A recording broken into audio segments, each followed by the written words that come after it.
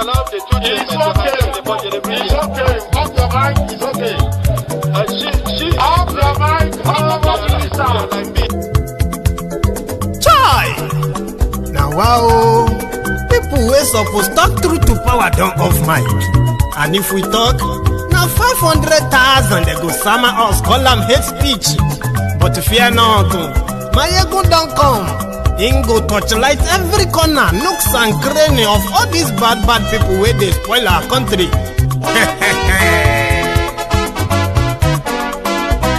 So my people make we laugh, oh, yo, yo.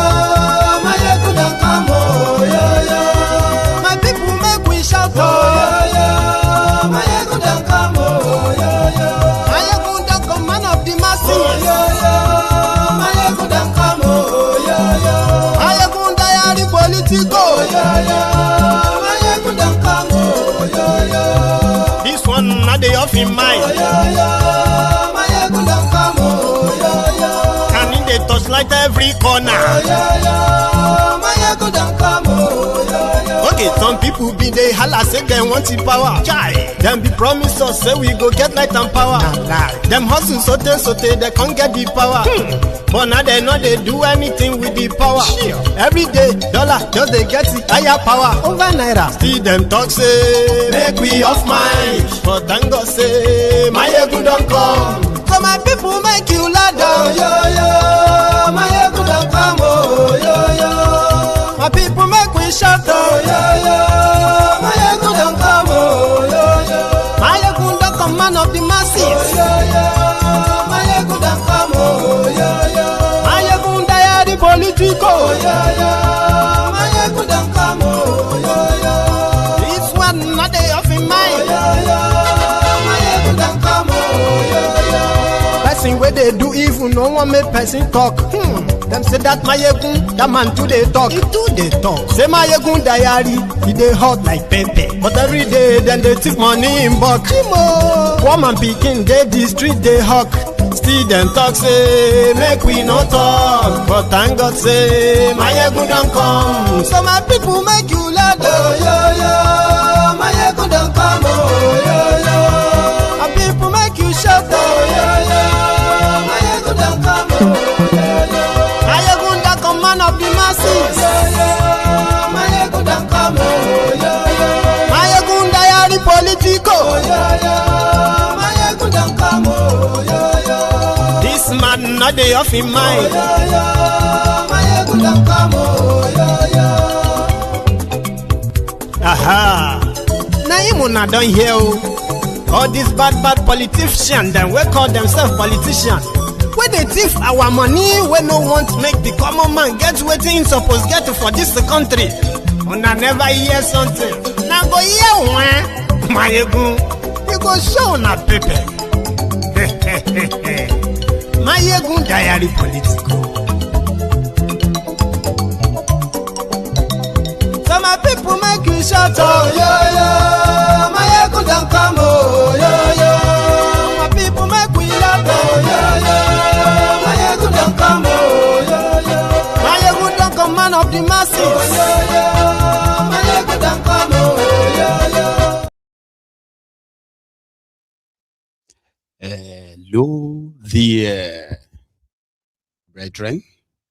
So good morning to you, good afternoon to you, and good evening to you from wherever you are joining us.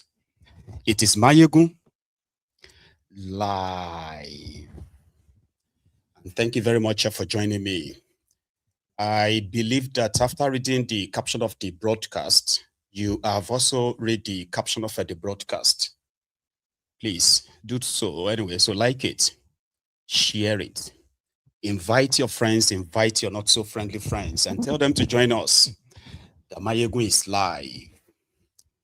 So tonight, we are going to start from Ibadan, Oyo State, the epicenter of the current, problems that have triggered the people's kind of nationwide protest, the abduction of over 46 school children and their school teachers, in which one of them has been killed. So a lot of people have made a lot of suggestions. In fact, it is believed that this is the moment that all hands should be on deck, meaning everyone who has anything should probably bring them out now. It has gotten to a stage where it's obvious, right, that those who were constitutionally empowered to protect us have become so overwhelmed over the years as they are fighting this war in many fronts. In the last few years, among the people who have actually not only raised alarms, but indeed paid some sacrifices for the advancement, the incursion of the Fulani terrorists and maybe other terrorists that were gaining ground in Yoruba land at the time. But for political correctness, there were those who would rather, crucify him at the time. So fast forward to 2023, Tinubu became president of Nigeria.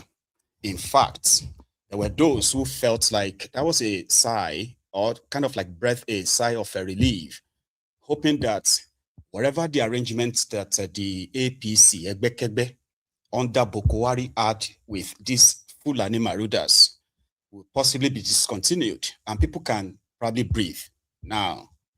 But that's never to be the case. The insecurity worsened. I mean, it got really worse. Right now, the Yoruba land, the southwest of Nigeria, which is currently experiencing what majority part of the northern part of Nigeria, the middle belt part of Nigeria have experienced for over a decade. Sunday Igboho, who came to the conversation 5 years back, he was very much prominent for going after these Fulani terrorists at the time. However, the government of Buhari did all they could, as you know the story, to neutralize that effort. Again, when Tinubu became president, some people started feeling like maybe this will be the better time if there is any extra help indeed that the authority really needs. So people started calling on Igboho. Sadly, or maybe it's a good thing, Igboho returned back to Nigeria in a kind of like a solemn return until he announced his own support for Tinubu's second term. Now this time, people kind of paid attention back to him again. Like, okay, now that this is happening in Oyo State, what is he doing about it? He's made several speeches or talks, some of them like random and all that, about why he is currently kind of like constrained to act the way he acted at the time. So then a few weeks back, Igboho announced that he has met with Tinubu and kind of like agreed to a security formation, okay, an arrangement that made him to set up a security group called Iru Ekun. Now, the purpose of the Iru Ekun is, according to him, to work with any state government in Yoruba land that requires their service. And afterward, 46 school children and their teachers were taken from their schools and their nurseries in Oyo State, which triggers this current conversation and reactions and all that. As much as so many people are, or the Tinubu supporters are trying to absolve him of any blame, kind of pointing fingers at these imaginary people who intentionally or who are kind of behind the current surge in the insecurity, that they wanted to use that to discredit him, make it impossible for him to win his second term. Okay. Did you know those people? If you do know those people, I mean, that would be a great leap for the security agents, save lives, go after them. But nobody has actually mentioned anyone. Yesterday, the NANS president, the guy parading himself as the president of the Nigerian Association, National Association of Nigerian Students, met with Sunday Igboho and on this same issue of how can they resolve to get these children back. The government says they are doing everything. Tinubu said they are currently on top of the situation. There are different special forces, vigilantes, hunters looking for them. However, it all seems so futile as we speak. So meeting with Sunday Igboho, discussing this same issue, right? Igboho, as quoted in the video I am going to share with you in the next few minutes. He is quoted to have said he is always ready, but nobody has reached out to him. A lesson, according to him, the lesson he learned the last time was because he felt compelled, right, to do what he did at the time.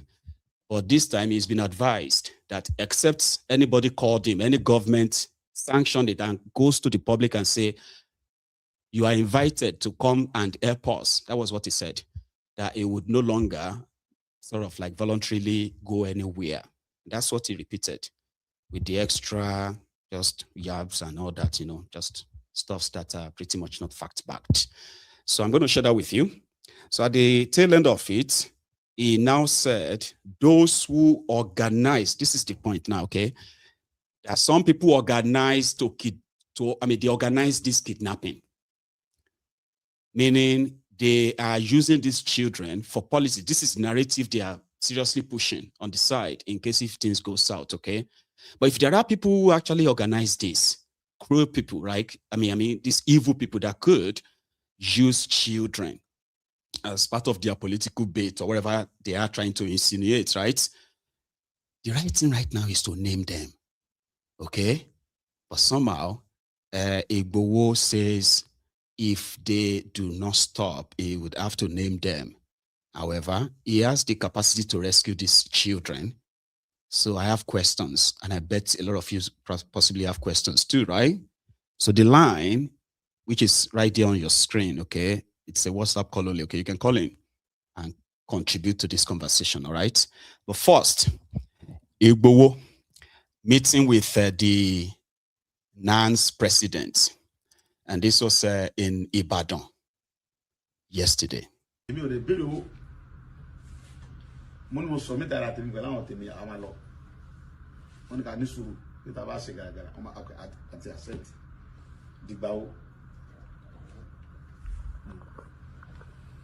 Governor Mopi will support in Gazon Sele. Why it's you and see? Why you fight that making worry? Governor to one bed, or Mopi, when the party will call in Gazon Sele. Okay, more arrange Iru Ekun security network. Federal government that me like. We must announce Kenya. Federal government that me like. State government sọ pé any security kankan ò gbọdọ̀ gbégbèsè kọjá òun.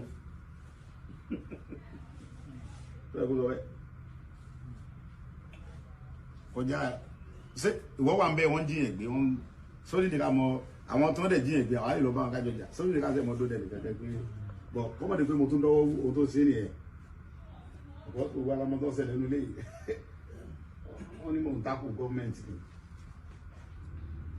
nígbà tó bá rẹ̀ gbogbo àmọ́ tójú mi rí bí ọdún márùn lẹ́yìn ìgboro tí mo nẹ́rẹ̀ lọ́mọ tí mo níyàwó béèyàn bá tiẹ̀ ṣe àwọn ọmọ fàyẹ́n ṣòkòtò àti ìyàwó pé sọ̀rọ̀ ìyá wèrè ṣé wọ́n fẹ́ jí wọ́n táwọn fẹ́ jí mi gbé ta èmi nìkan ẹ̀ lè jí mi gbé èmi tí mo tún ń rìn tí mo ń kẹ́rù kú lẹ́yìn èmi nìkan ẹ̀ lè dá mi jí gbé ohun tí wọ́n fẹ́ yìí ń bẹ lọ́wọ́ tèmi náà tó fẹ́ kí ló fẹ́ fi jí mi gbé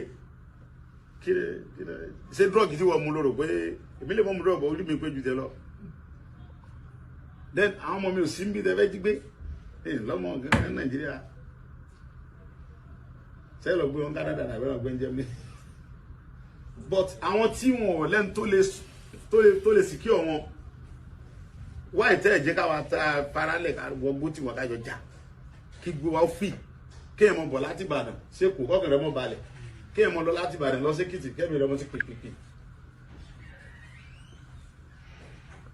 Gbogbo game tó ń gbà yìí nísìn èmi mọ̀ dájú lọ́hùn pé game òṣèlú ni àwádẹ̀rí aláti corporate igi yóò da ayọ́nà tọ̀wọ́n ọ̀dà ayọ́sọ̀nù kò lè jọ́ ìjìnà ẹwọ dúnú tí wọ́n ti sọ pé Nàìjíríà ọ̀dà tàbí tó ti dà dìsẹ́ náà ni àmọ́ fọdún yìí dún ní ṣé ìjọba Buhari dá Buhari bá dọ́là ní 160 naira ó fi dọ́là lẹ̀ ní 9 something naira ó bá epo ní 64 naira ó fi kólẹ̀ ní 70 àbí bí wọ́n bọ́ fi lẹ̀ ní 800 àbí 700 kìíní kan ló fi kólẹ̀ lọ. Ó ó sì lọ́dún mẹ́jọ láàrin mi àtẹ̀yìn nígbà tí Buhari sọdún mẹ́jọ ẹ̀ ta ló ṣe protest north nígbà tó ń ṣe ensas Èkó ilẹ̀ Yorùbá ń bí àti ilẹ̀ Ìgbò ló mọ̀ Buhari lò 8 years kò wúlò. So now I'm expecting me pẹ̀lú game òṣèlú tẹ̀ ń bá àwọn ọmọ gbá yẹn kí mi support yẹ kí n máa ń takò Tinubu ọmọ sọdún mẹ́jọ tiẹ̀ náà èmi ò lè báyìí sí yẹn mi ò lọ school mi ò kàwé òun kà lákàyè mi ọmọ Ìbàdàn ni mo kọlà ta ló fìrì mi Yorùbá ni èmi ò lè báyìí takò ẹ gbogbo géèmù rọtẹ ń gbá tẹ kẹfẹ mọ fún àwọn èmi àwọn ọlọmọ tó pé ọpọlọ yìí ti dàrú adébá dárúkọ wọn láìpẹ́ èmi ò lè béèrè owó. So those of you who possibly don't understand Yoruba language, so let me break it down or kind of summarize what he said, okay? So according to him, especially the last part, that he strongly believes that this whole thing is a political game. So he said he volunteered himself and other people who are willing and ready to help go after these guys. He established a security outfit, Iru Ekun, so as to kind of make it more legit enough that they know who they are dealing with, kind of, right? But the state government, Seyi Makinde and his government, according to him, released a statement that nobody should set up any security outfit or group outside kind of like their own purview, you know? So which means the state governor is not interested in working with him. Then he went on to say, you want me to join you to be tackling Tinubu? That when Buhari was president, how many times did you see, when did you see people protested in the northern part of Nigeria? The northerners protested. That during the NSAS, was it not just the Yoruba land and the Igbo land? That was what he was saying. That he believed that it was practically pointing, you know, if I have to psychoanalyze this, I would say he's indirectly pointing fingers at Seyi Makinde. That they are using these children to play politics. That's a very strong kind of allegation, right? Fayose was the first person to make that statement. Yes, Fayose was the first to say a kind of belief that the children were taken just to make Tinubu look bad. Now, my own question is this, and I bet this is the question of any sane person, right? If they actually know some people are behind this, shouldn't their DSS or the rest of them arrest them? And I mean, even if somebody who enjoys, you know, immunity, constitutional immunity, like a governor, is involved, should we just be kind of like trading this blame, pointing fingers like these guys are doing? I mean, I understand the part where there may be no real cooperation between the government and the Igboho, and I also understand the restraint that is presently kind of maintaining. I understand that too. If you understand Nigeria, kind of. Yeah, it might have its own sort of like a bias sort of view about the whole thing. Or if he makes such allegations like, you want me to join you to be fighting Tinubu, that who was the person that freed him? He was a Yoruba man. So you don't want him to do his own 8 years. Now, those are very strong kind of statements. I know Nigeria is a place where people just say things because there are no consequences. Do you get what I mean? I mean, people are supposed to be like, it's not just that, like public figures or what have you. They make outlandish, outrageous, inflammatory statements. And it just goes like that. And guess what? There are those who are in their thousands or possibly millions that are going to pick up these narratives and they are going to fly with it. I saw a video of one lunatic from northern part of Nigeria. that placed a fatwa. Fatwa is like a death sentence on a pastor in northern part of Nigeria. And then it wasn't just fatwa, right? He promised to give 500,000 naira to whoever can carry out the fatwa on that person. People called on DSS, they called on the police, reported him, and the rest of that, nothing happened. Then I saw him this afternoon, released another video where he's currently saying the kidnapping that took place in Oyo State was possibly orchestrated. I mean, like pre-planned, so as to set the northerners up in the southern part of Nigeria in order to lynch them. I mean, we have seen videos of people who have been sort of like apprehended by mobs in different parts of Yoruba land so far, where they are suspected. And every word now is bandit, bandit. I get that. But narratives like this are what these lunatics, these Islamic fundamentalists, these terrorists from northern part of Nigeria are always going to latch on, because they will say, oh, somebody said it. It's all politics. Politics with the lives of children, that's an extra. I remember when the Chibok girls happened, it was because, oh, they felt it was politics and politics until it festers, right? And then we all saw how that happened. And this is Yoruba land, the one that you would expect an average Yoruba person, if the person who is the president of Nigeria today is not a Yoruba man. And this happened now. If this had happened under Buhari, you all know how the Yorubas will react. I'm not saying that we are not reacting right now. We are, because I have to give kudos to those who have stood up and still standing up as we speak. But I mean the Yoruba land that you know, all right? But people who are Yorubas, who once stood up, raised alarm, ready to fight, almost lost everything, right? Just because of this advancing Fulani terrorists. The fear of what we are currently experiencing. Now we are experiencing, but years ago, the fear of in years to come, they may start kidnapping our children, our children. And a lot of people kind of like felt like that's not going to happen.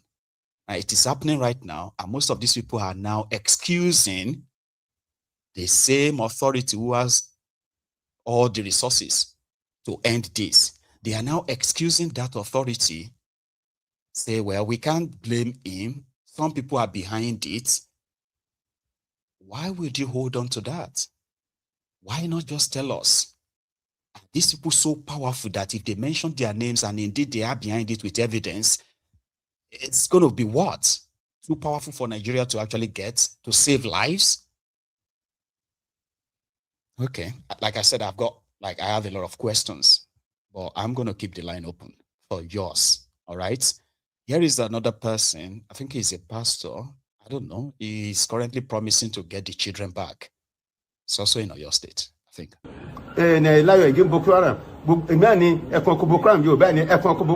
That's my name. Nobody has been chosen on earth today to face Boko Haram. I'm the only person in my community. Then God told me that telling governor at the pay setter, the pay setting state will now lead others. I've been to Oyo State. And I've been waiting. When I told my God, if people didn't accept me, I went to other commissioners. They said there's nothing they can do. The chief press secretary, I've been to him now. Every time. It's my friend, I've been going to him. He's been saying there's no thing you can do. I come here every day up to now. I'm not again. So now, the governor, to me to see him and sit down, it's the antidote of flushing these people out to eliminate in the Boscan from Oyo State, in Nigeria. So this is answered. Oyo State the first. Are you going to go to the forest to put the water? I've been to Kogi, Niger, Kwara. But I cannot go extend the market. I've covered the market. They are understanding the market people. I've worked in that entire market. Can you go and rescue the ones that are there now? This Baba Bugbara Kikema, full of Holy Spirit. I'm a small boy, but this power given to me. Only I. You will go and rescue them. I will go there. Government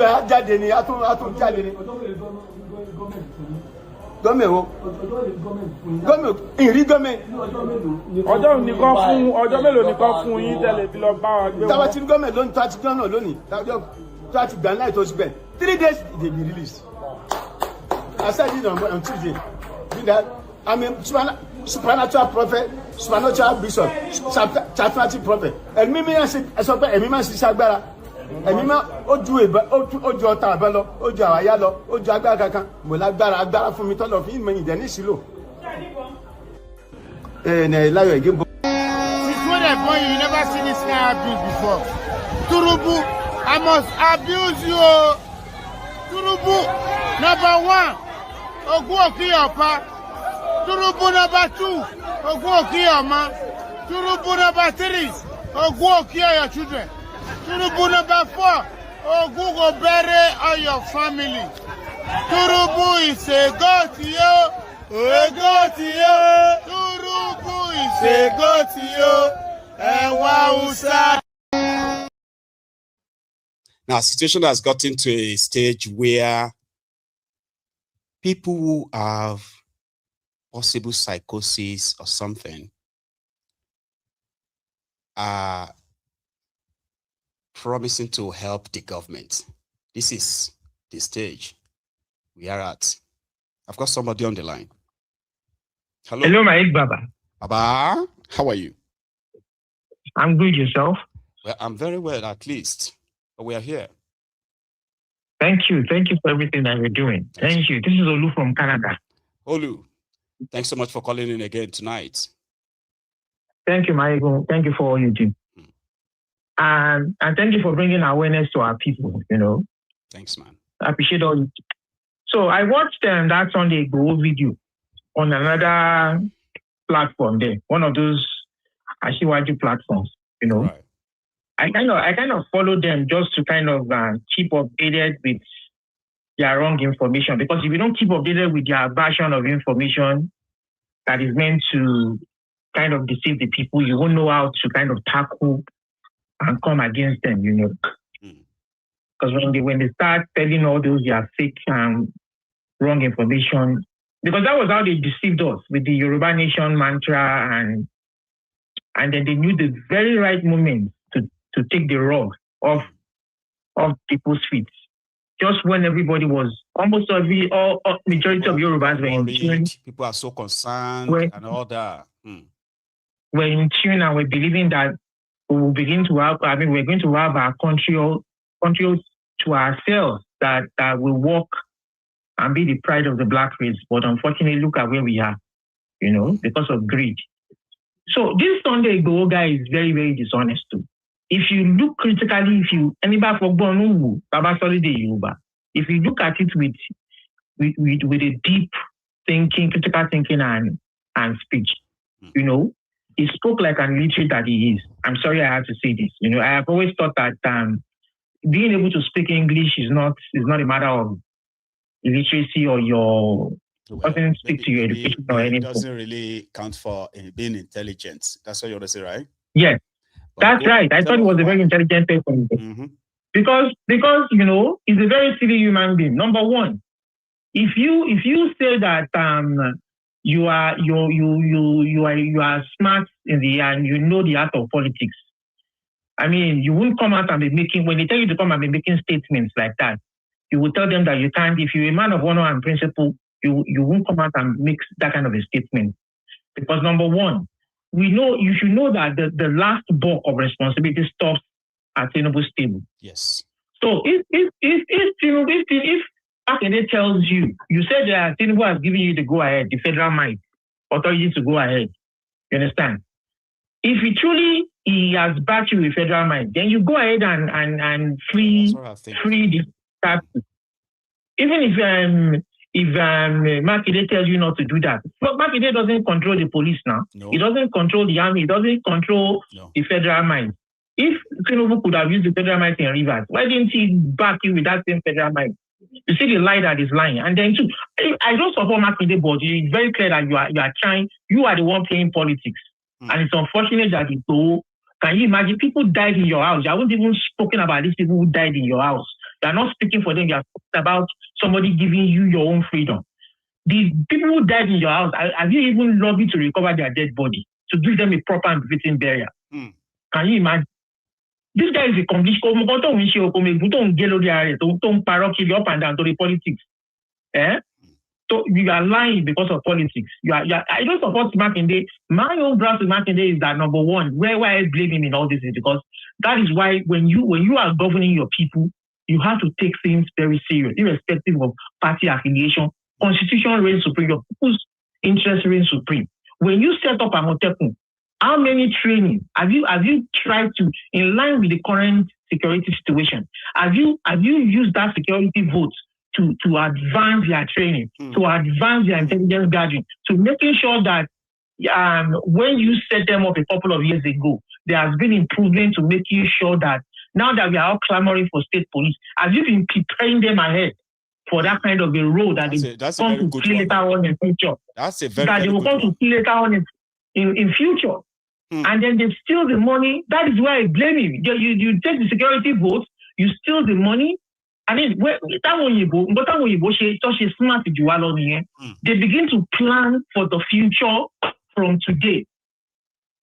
And then when we go there, we see things, we wonder, wow. We don't plan. You want to amass money, you want to steal money that your generation yet unborn will not finish paying. And then at the end of the day, we'll come back and bite all of us. So, at the end of the day, you try very well, but you haven't absorbed Tinubu from all this because we know what he did with federal might in Rivers. We know what he did with federal might in a few places to use it to his advantage, party's advantage. You understand? Well, he should go and get those kids free. So Makinde has his own blame. Even local government have their own blame. If you want your local government, not any autonomy. Yeah. So what has the local government been doing to make sure? Local government autonomy or state police, so they are just talks. That's just it. Forest guards, they are just talks. They just felt like they can just employ people, right? Employ them, put uniforms on them and give them guns. Just like that, to go and fight terrorists. How? That's right. That's right. So I don't even support that Igboho setting up Iru Ekun to come and start helping to free the kids. No. The government should do their job. They collect taxes from people. They collect revenue. Makinde collects security allowance. There's already a statutory body, Amotekun, which they should have achieved to do the job. In the absence of all of that, we are at a stage that in the absence of all of them using the right thing, right? We have gotten the hunters. We have the vigilantes. Yeah, I will these trust. People are not meant to be doing this, but they are. I will trust any well-meaning person at this moment than that Igboho guy.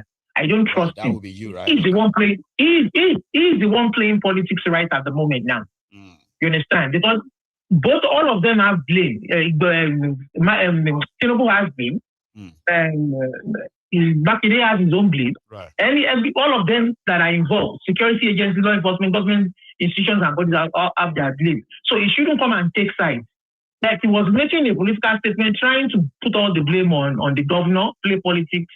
Is this the time to be playing politics? Concern, because that's why I said that, you see, that's a very strong allegation, okay? When you say, that's right, you want me to join you to be tackling Tinubu, you better release those children, or we are going to mention the names of those behind it. Now, that kind of make me believe that he is privy to some information that ordinarily, right? That's right.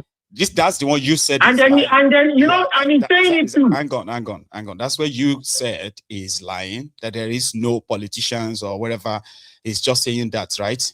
Because I want to make. I'm saying that he's playing politics. He's involved in the politics. He knows something about the politics. I've heard about politics. I am saying that kind of statement, if true, is a very strong one. You understand? And that's right. That's right. If he's been told that, let's just assume that based on like he's not stupid though. Don't think he's stupid though. Get me right? I understand that there is this narrative being pushed by the APC. This idea of what do you call it now? Security votes. It's his narrative of APC. This idea of Makinde should be able to be on top of his security in his state is also the narrative of his APC. It all started a few days ago. And I know why.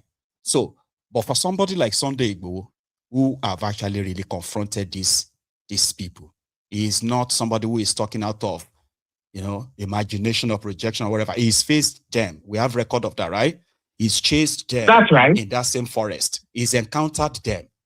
Do you get it now? So for somebody like that to now say, we believe this kidnapping that took place in Oyo State is orchestrated by some politicians who wanted to make Tinubu look bad. Now, if I say it, and people say, where did you hear that from? And I'm like, I just believe that. That's a narrative that is not fact-backed, right? But if it's somebody like Sunday Igboho is talking about this insecurity stuff, he's not a content creator, like I said, right? So if somebody like Sunday Igboho now says, some people are behind it. So me, I consider that as a very, very damning allegation that should be followed. So that's why you want to conclude that he's playing politics. I've heard that. But what if he's not? It's a mixture. See, what he has done is to mix up. That's why I'm saying that if somebody who is very, very smart can sit down critically and do critical thinking and analyze all of the messages phrase by phrase, he has mixed up lies with truth. Well, he said some truth. You don't know that, but so you don't trust him anymore. I don't know. I know that. I'm trying to be fair here, because I am somebody that believes that every hand should be on deck. It's true. We have been. But every hand should be on here deck before, Baba. The idea of we did Yoruba Nation and the rest of that. We have never been here. We have never been at this stage before. So I agree. Okay. I agree. Every hand should be on deck, but he has taken sides, is what I'm saying. I get that. He has condemned Makinde, and he has condemned. Okay. He hasn't condemned Tinubu. No. He has solely blamed Makinde for it.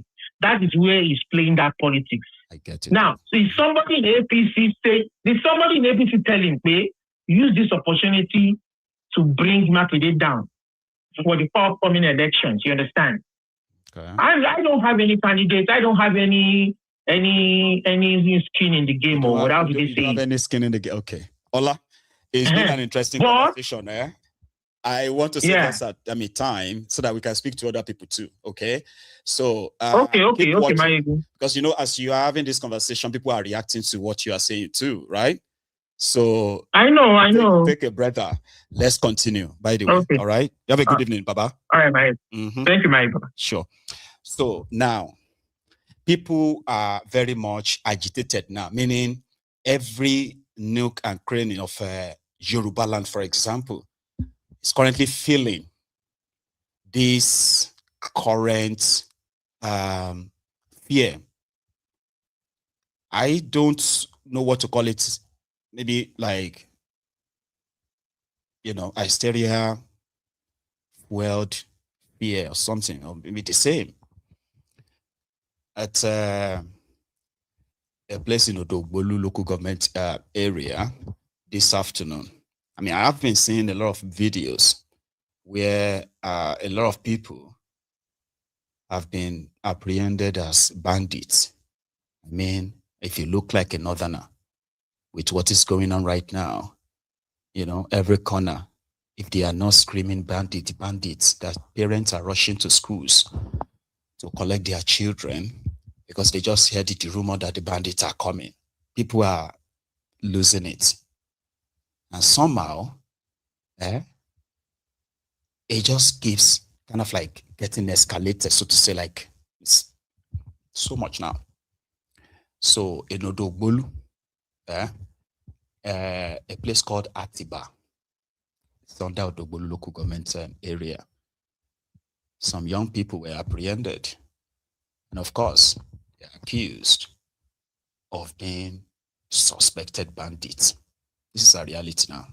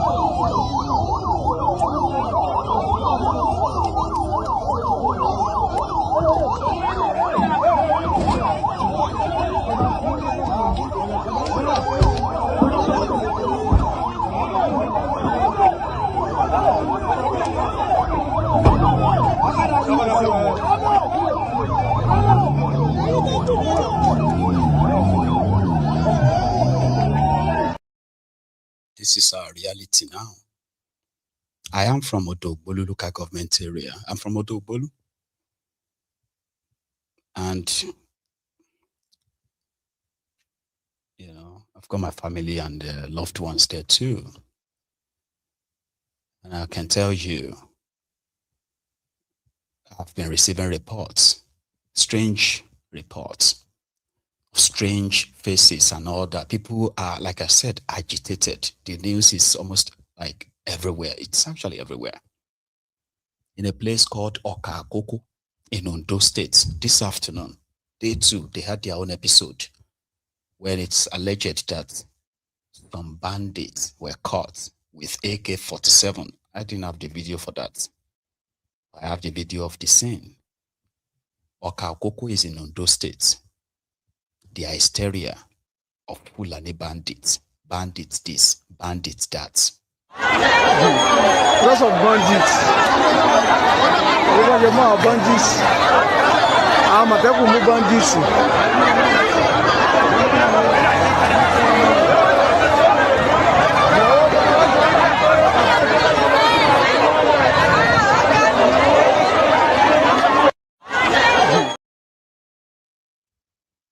It's our reality.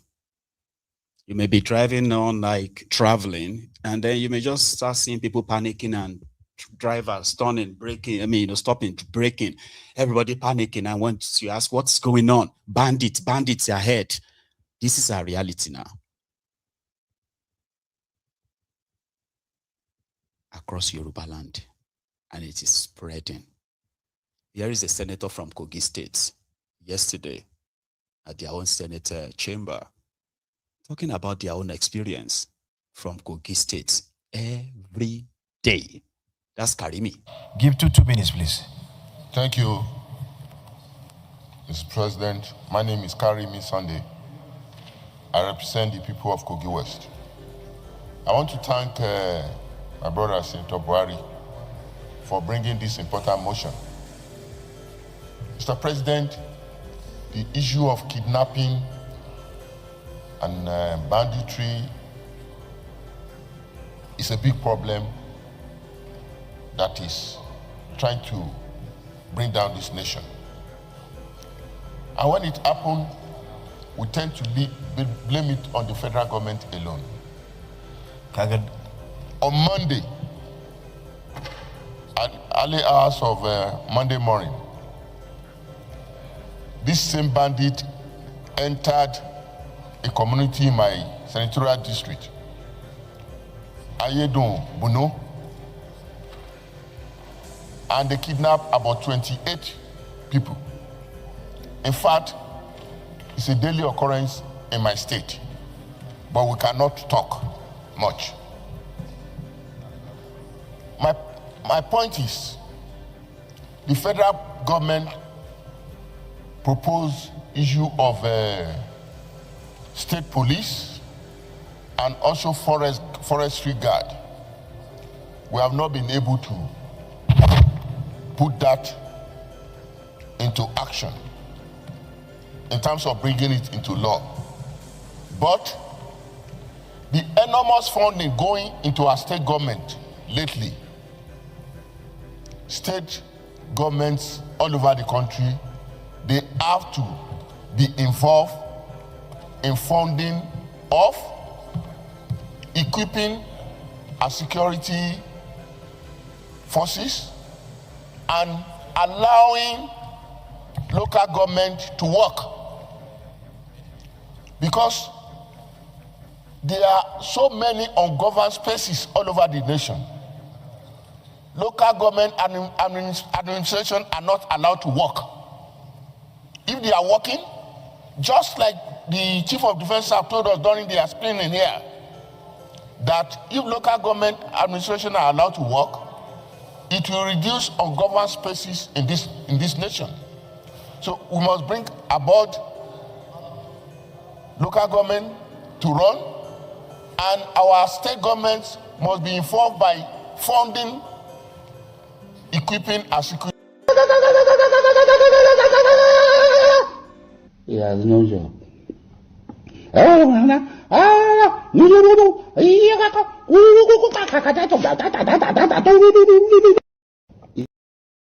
talk. I have a caller. Let me take this. Hello, sir. Hello, can you hear me? Yes, I can hear you. Can you hear me? Yes, I can, but you might need to speak a bit louder. Your voice is a bit faint. All right. Yeah. Can you? Now? Yes, I can. I can now. Yeah. Go on, sir.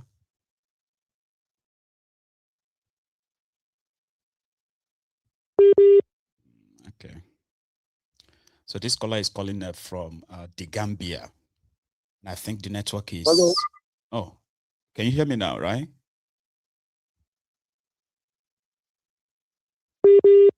Okay. That's... hello?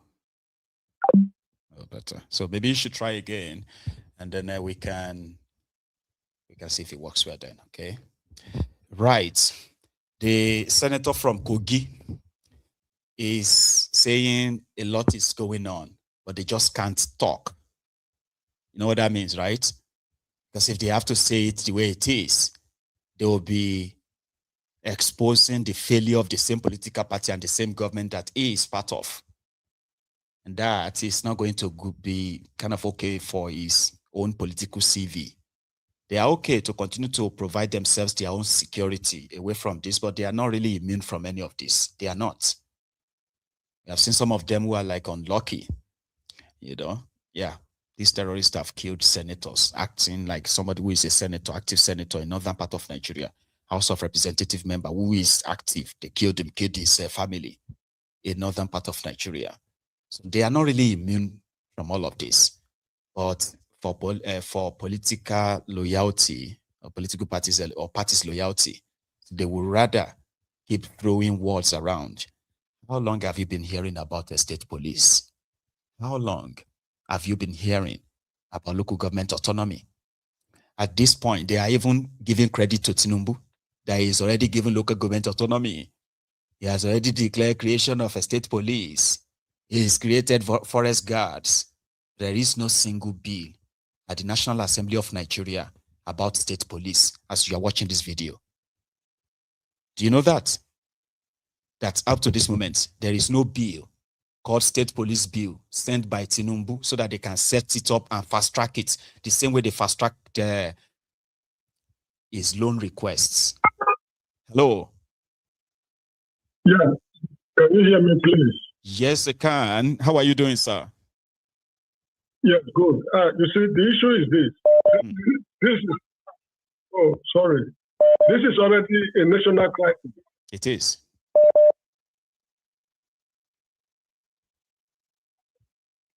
Yeah, you need to keep talking, except if the line is really that bad. And that will make it harder for me to probably take your call, because it keeps kind of like breaking the, the flow of the conversation. Sorry about that, eh? For some reason, his line won't just work.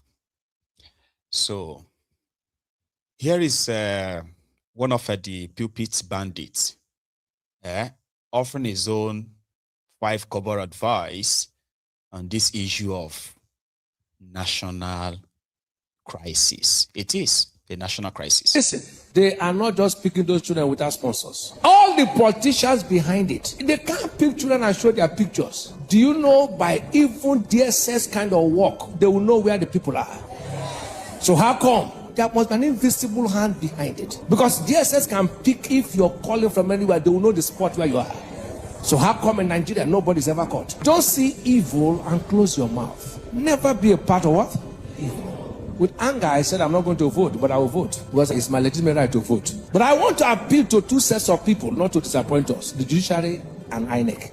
because they have disappointed us. We all know there are people whose name tomorrow, the former INEC chairman, what face will he use to face Nigerians in this thing? There's no way church name will be called and everybody will say thank God. Not all judiciary people, they are very clean judges, but some of them have made judiciary look like a mess. That even a layman who does not know law will say, what is all this? Before the hope of a common man is to go to judiciary. Now you will see law interpreted like one law in one state is meant for another law in another state, and another law, making judiciary look like a child's play. Look, all over the world, politicians mess up institutions. Bad politicians, not all. Bad politicians will mess up institutions, but institutions will stand. Generation after judiciary should stand and say, look, we have been existing before now. We still exist. So you won't allow one politician who has money to mess a whole institution, mess up every institution. No, no. Nigerians are looking up. We know the ones who are bad, we know the ones who are good. Even you know.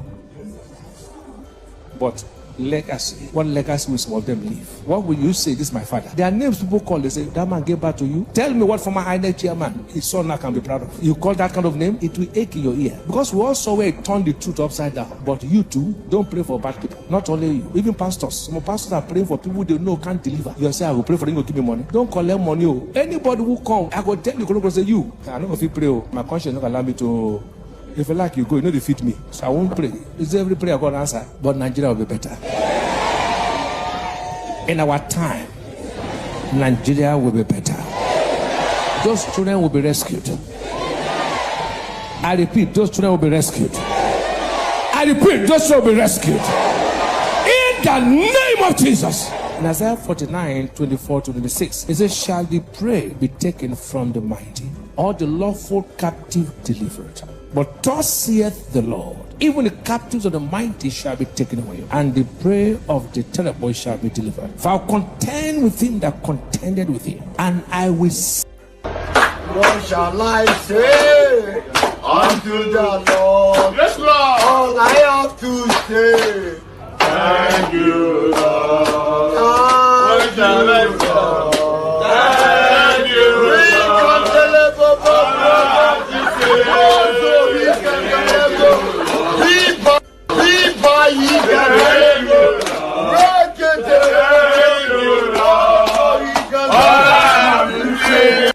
Pastor, oko ọlọ́pàá ó ń ṣọ́ pastor àwọn àmọ̀jọ sticker ló ń ṣọ́ wa àṣẹ kò rí pé orí wa ti burú ìwọ má dídá ìpápá ẹ̀dá rin yẹ kí wọn bá bùtọ̀ ẹ̀ jẹ òjò gbèsè àgbẹ̀tọ̀ àbí kò gbẹ́rì tí kò gbé tí a fẹ́ jókòó jẹ̀ rà gbẹ́rì tí bá yọ píù àwòyí àárín mo mọ̀ ní pé wà nínú báìbù pé ìgbà tó fẹ́ mú Jésù kọjá ní àárín òun ògèrí Jésù kí ni Jésù lò àfẹ́ rí ló lò ìwọ má dídá ayé bàjẹ́. I have a caller. Hello. Hello. Hello, sir. How are you? Good evening. I'm very, very fine, sir. I say all the shenanigans they are doing in Nigeria, how long will they continue to be doing it? Baba? So I don't know all the games with this Sunday Igboho, the Makinde thing, the Tinubu thing. We don't know the meaning of all this, and the people are so stupid to see what is going on. Why? How long? The thing is scary and at the same time again. I don't know, just this short little contribution I just want to say. Each time I listen to Nigerian thing, it gives me a lot of headache. Sometimes I have no good sleep. Well, Baba? Not sometimes, most time. I get it. That's what I mean. I said that I can understand it can be so, sometimes it's so depressing, right? But it's just that being aware sometimes probably really helps, even though at the same time, it kind of make people restless. So those of us who live in the diaspora, yeah, some of us can now realize that we did japa from Nigeria, but right now, it's like Nigeria is never really going to leave us because we now have our loved ones to think about, and that can be a little bit, sorry to cut you. I was in Nigeria the whole of March. Right. I saw a lot of shit. I said, God, what is going on here? People are suffering. Be sacked for there. No be today. How many people are you going to help? This one will call me, hey, my brother, my children never job since morning. And these same people, they are educated enough to be collecting 2,000 naira from politicians. And that now the thing where they bust my head more with that. 2,000 for waiting. You know, rich, you do nothing. I don't know when they are going to put themselves together and say, hey, these politicians is enough. Anyway, It's enough. I know that time will come, maybe not our generation, but that day will come. Well, we look forward to it, Baba. Thank you very much again for calling in, okay? Good job going on. Thanks, Yeah, Baba. bye. You have a good one, okay? Let me take another one, but I'm going to first, my caller. So a very quick reminder to every one of us watching this is that if you haven't liked the broadcast, please do. It really means a lot, okay? So take a moment, like the broadcast, share it, and so that we can get more people on. This is African Wahala. Prince Adewale from Canada. You there? Yes, my general. Yes, I am here. Beautiful. How are you doing today, Baba? I'm doing well. I'm okay. You know, none of us is really doing well, to be honest, but I'm still okay. You know, surviving. I know. Yeah. So I just wanted to state my observation amongst Nigerian youths these days. You see, many of us criticize our behavior, which is right, because a lot of times, a lot of young people, they just simply waste their time. They just clout chase. They do a lot of ridiculous stuff online. But it's because they are really victims of Nigeria. I mean, Nigeria trains them not to know any better, to be useless to themselves. But at the same time, I also noticed that a lot of people are becoming more emboldened to challenge and stand up against this evil system. And it brings a little bit of inspiration for me, because it shows that, it shows that it looks very gloomy, but all is not lost. There is still some hope. Yeah, there is still some hope. You know, because when I look at myself, I've been through many phases, many mental phases as far as Nigeria. I've been through the phase of, man, this country, to hell with Nigeria, I don't even care again. I've also been through the phase of, man, end Nigeria now. You know, Nigeria has made me so angry for so many, over the years. And then now, I'm at a point where I'm being rejuvenated to inspire people to stand up and fight and contribute my own way, any way that I can contribute to fighting against this evil system. It looks hopeless. So many people have lost their lives. So many people have unfortunately lost their lives. But I'm happy that I still have some humanity in me, because Nigeria trains us to lose our humanity. The other day, I was watching a video in Oyo State. I saw some two Fulani herdsmen. They were arrested by the hunters in the bush. And I genuinely felt bad for the Fulani guys, because they didn't look like criminals. They were just genuinely rearing cattle. Yes, it's abnormal. We shouldn't be rearing cattle in the 21st century in our communities. But what can they do? They are also victims of this evil country. The Fulanis that are rearing cattle, and young guys in their late teens, early 20s, they are victims of this evil, useless country, just like every one of us. So they have to find a way to survive. But unfortunately, Nigeria has pushed us to a place where many of us are now judging ourselves. There is so much prejudice, hypersensitivity, profiling. You know, it's a mess.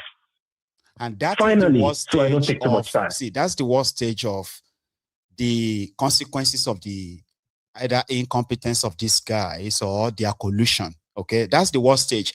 The stage, and I've said it on this platform severally for years now, that the way this Fulani terrorism is going, it is going to end up that all the indigenous people of Nigeria, the locals, are going to end up grouping together to exterminate the Fulanis, the innocents, the criminals.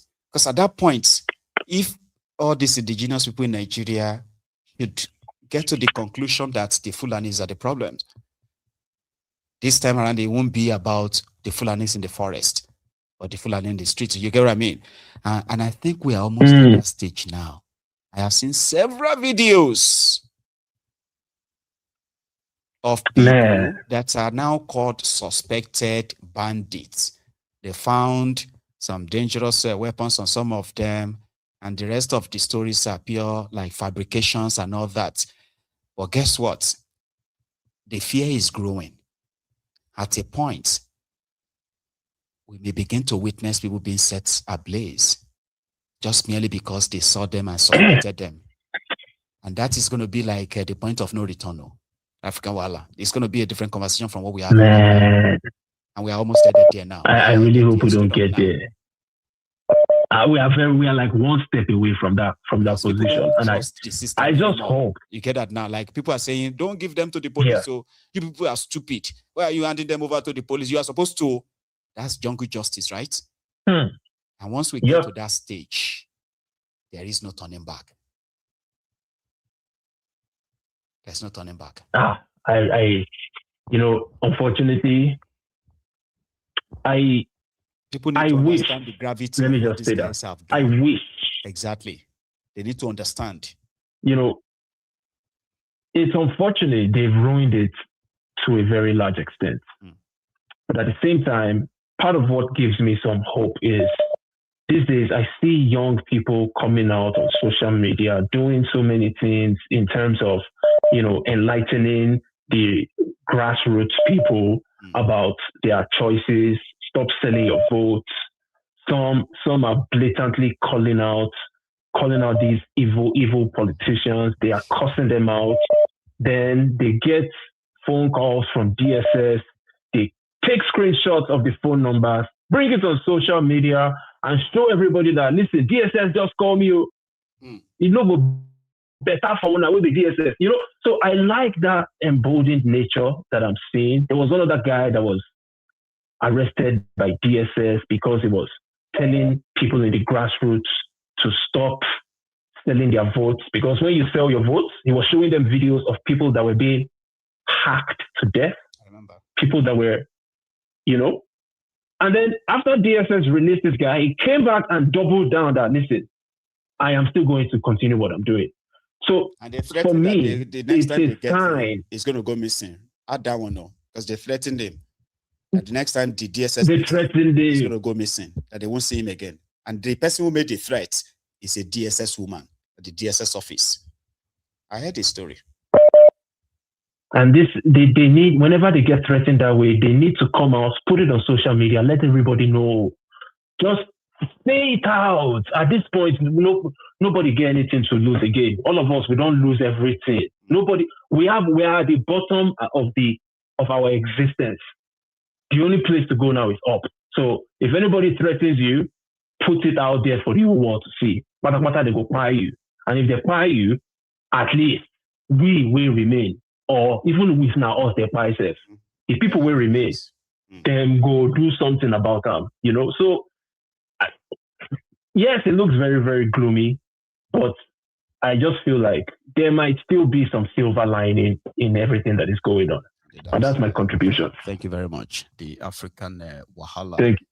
So we have a lot, possibly by all of us, to share when it comes to this recent developments. Today, we have not heard back from those who took the sister of the former Minister of Darkness, Adelabu's sister, and our twin sons, right? So let's see if this connects now, because I want to go to another topic. I bet you would rather say yours now before later, right? Hello. Hello. Hello. Yes, sir. can you hear me, please? Yes, I can. Can you hear me? Yes, sir. Yes, you made a very valid point not long ago. I want to ask a question. Probably you will be able to answer me. Please. Why is it that since the days of Baitasine uprising till now, no Fulani socio-cultural organization has stood up to condemn what is happening? What happened recently in the West, the Yorubas have taken it upon themselves that never again will it happen. This is why they are all demonstrating all over the place. And they're able to convince others to see things from their point of view. Why is it that up till now, no social cultural organization of Fulani extraction has condemned this action since the days of Maitasine in Shagari's time till now? One thing they should realize is this. There are very many different kinds of snakes. Experiences have taught us that not all snakes are poisonous. In fact, majority of them are harmless. But that does not mean that when you see a snake in your house, you start petting it, because not all of them are dangerous. This is the situation the Fulanis are getting into right now. Nobody can take the risk of bringing a Fulani to live in this compound in the modern day Nigeria we are living in. So the Fulani socio-cultural organizations to put their heads together to call their boys to order. They are not the only people who are suffering in the country. In the Niger Delta, there is chronic poverty there in the midst of plenty. They are not disturbing the whole country. They only disorganize themselves there in the Niger Delta to make people know what they are going through. A situation whereby an ethnic group, less than 10 million out of 250 million, is terrorizing the whole country. In my opinion, they are not being fair at all. To crown it all, they came to the country, let me say, their colonial adventure was during the Sokoto Jihad of 1805, which is very recent. They met people in the country. We've been organizing ourselves. They should call themselves to order. Then lastly, from the look of things, let me use the words of Winston Churchill. This is not the end at all. Neither is it the beginning of the end, but it is perhaps we are inching towards the end of the beginning. There are still many, many more troubles ahead. So thank you very much for your effort. Let me stop here. God bless you, sir, for stopping by again. That's my caller from the Gambia. Indeed. There are political parties who are on their own, hoping that they could change the fortune, or should I call it the misfortune, of the country since the misadventure of the APC, Egbekegbe, where standard have been not only lowered, it's been buried, so to say. One of them is the obedient groups who are now OK groups, the Obi Kwakwanso movement. Now, we have seen that of the APC, Egbekegbe's primary elections, which produced a fake 10.99, nearly 11 million votes for Tinubu as the winner of their own primary election. We have seen that of the ADC, where Atiku, currently battling with the explosion that happened after their own primary elections, which some members of that same party were accusing, or are still accusing, Atiku of manipulating the process in his own favor, which sort of like kept the momentum on how they are going to pursue Tinubu out of power in 2027. How they are going to do it, we are not clear. Then we have the NDC, Peter Obi, Seriake Dixon, Kwakwansop, and the rest of them who have now kind of like built up a new political party that is barely 3 months old, like officially, okay? But they have their own crisis too. They conducted their own primary elections with this great turnout that I kind of shared with us here. To remember, it was all right that we were expecting a final kind of like figure, something we practically could compare with what these other guys have already presented. Up to this moment, it's been over a week. There is no official figure of all of the primary elections conducted. I mean, not that of the State House of Assembly, governorship, or even that of the presidency, the one that Peter Obi is the winner, they have no figure. So people began to kind of question that. I mean, their own members. There are allegations of people being told after they won the primaries, right? Expecting the party to announce the result, the winners and the losers, and the rest of them will know themselves. So a lot of them started claiming or laying claim to these tickets, creating this kind of like friction and the rest. There were allegations too. The allegations that the NDC of Seriake Dixon would not like to make the same mistake this the Labour Party made, and which was that they wouldn't want just every Tom, Dick, and Harry to pick up their tickets, those who practically have no resources to fund their own elections, only waiting on the Peter Obi's wave. So this time they do not want to just go into the elections, and Peter Obi will be the centerpiece of it, and some random guys who practically like be declared as well, who end up leaving the party. Kind of like, you know, makes sense. But what doesn't make sense is that why won't they announce the winners of their own primary elections so that we can compare figures, right?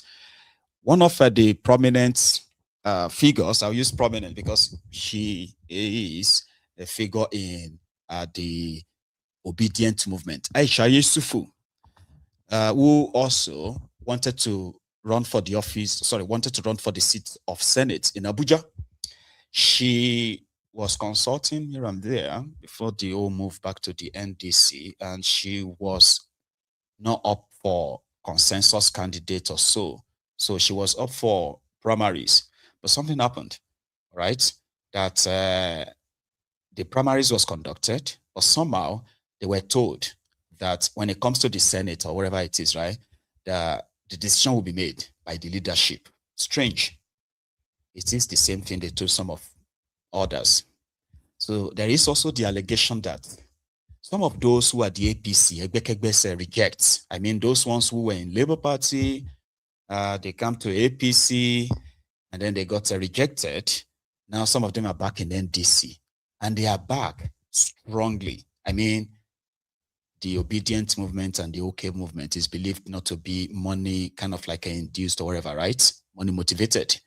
But surprisingly, in Delta State, there were some group who they claimed have joined them in Delta, and they have bought those who were supposed to be the executive of the party in the state. And somehow, those guys are going to be the candidates of the party. Protest here, protest there. So they decided to call the second National Working Committee meeting. That's the leadership of their party, to resolve all these differences. I know that's a lot, right? Don't worry, I'm going to share clips with you. First, those who wanted to know who is winner, who is not winner. Like, are we just going to wait for people to, for these guys to announce our names? We participated in the primaries elections. We won, but we can't claim to be winners because the party would have to be the one to announce our names. What's going on?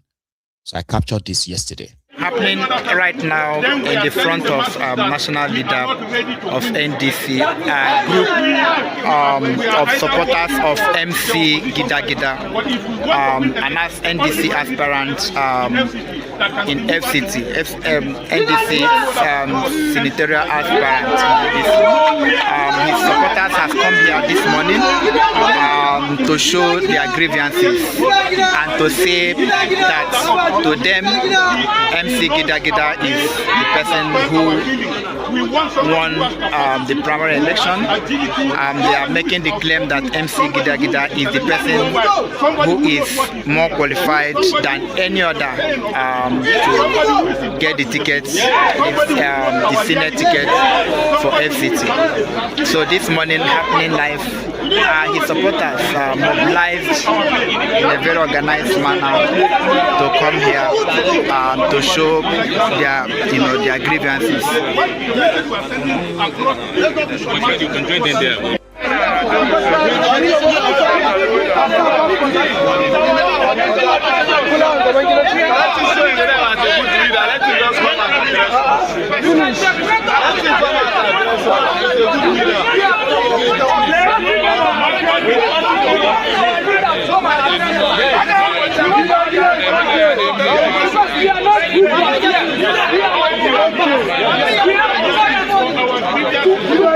You see, the winning party. He is the only person that can deliver in FCG. As long as FCG is inside, he is the purpose of FCG, he is the Peter of FCG. And we are ready. NDC of Chagora are yes, they are going to be the primaries to 28 and 29. All waited and they shifted the sectoral primaries to 29. All waited, all have our online voters card, online registration card as a member. We are waiting, fully waiting, and we don't know what is happening. And that's why we are here to hear from our national leader. We believe in Saraki. This thing is a good leader, he's a national leader, and we trust him, we believe him. And that's why we are here to say that yes, only person that can deliver FCG. Thank you very much, and God bless each and every one. FCG!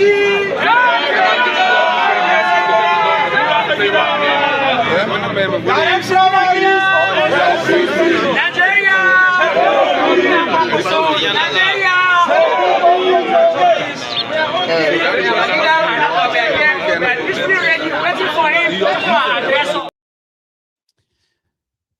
So now let me explain something to you.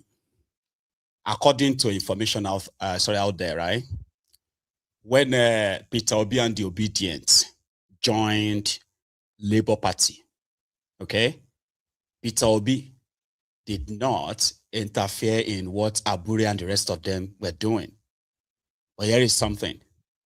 Abure said none of the decision he was making when the Obedient was still with them then, right? None of the decision he made was made behind Obi, meaning those who got their tickets and those who didn't get, there was no any sort of like influence. But the APC, the Ronukus, the Ronu Nazis, the Ronu bandits have created this narrative, which according to what we are all seeing, will fit into such narrative is that, number one, NDC doesn't have national headquarters. Everything starts and ends inside Seriake Dixon's house. That is their national secretariat. In defense of that, the Obedient said they like it because it simply means if you want to become compromised as the party executives who will go behind the scene to sabotage the party, then you would have a Seriake Dixon to deal with. His hand is on everything. Something they are now kind of like jokingly calling him Supreme Leader of NDC.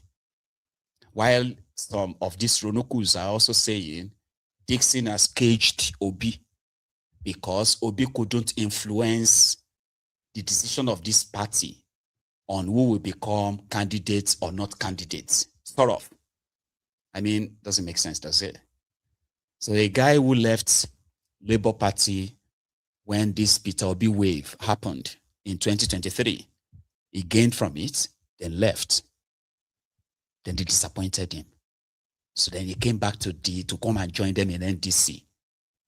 And he is angry somehow that he didn't win. Oh, hang on. He said he won the primary, but somebody else is being kind of like named.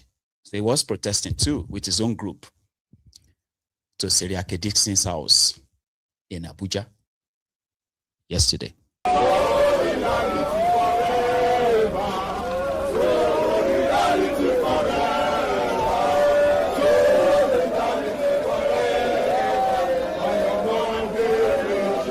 Members of the public, ladies and gentlemen, and men of the press, we are concerned NDC protesters from Amagwari Federal Constituency of FCT Abuja following this recent consensus election conducted by the Nigerian Democratic Congress NDC aspirant for the Amagwari Federal Constituency, which took place on 29th May 2026 in accordance with the electoral laws of the Federal Republic of Nigeria. We wish to state as follows. 1. Honorable Joshua Chinedu Obika emerged as the duly elected consensus candidate for the constituency His candidature was subsequently endorsed by the 22 ward chairman of the NDC across Amak Buhari Federal Constituency. 2. In light of this, we call upon the leadership of the NDC to act in the best interest of the peace, unity, and the party's vast membership. It is further important to note that Honorable Chinedu Obika won in all 22 wards during the primary election, and we possess video evidence of the entire process across the constituency. Honorable Obika remains the only candidate with the strong grassroots influence, structure, and popular support necessary to secure victory for the party in the Federal Capital Territory. We therefore urge the NDC leadership not to replace Honorable Chinedu Obika, the rightful winner of the consensus election, with any individual who did not participate in either the primary or consensus election, lacks any visible structure on the ground, and remains unknown to the party. Membership at the grassroots level. Honorable Obika is the undisputed winner of the consensus election and must not be denied the party's ticket, as his candidacy guarantees a resounding victory for the NDC in the FCT. Long live the FCT, long live the NDC, long live Federal Republic of Nigeria. Thank you. NDC service. 70 years old man. 70 years old man.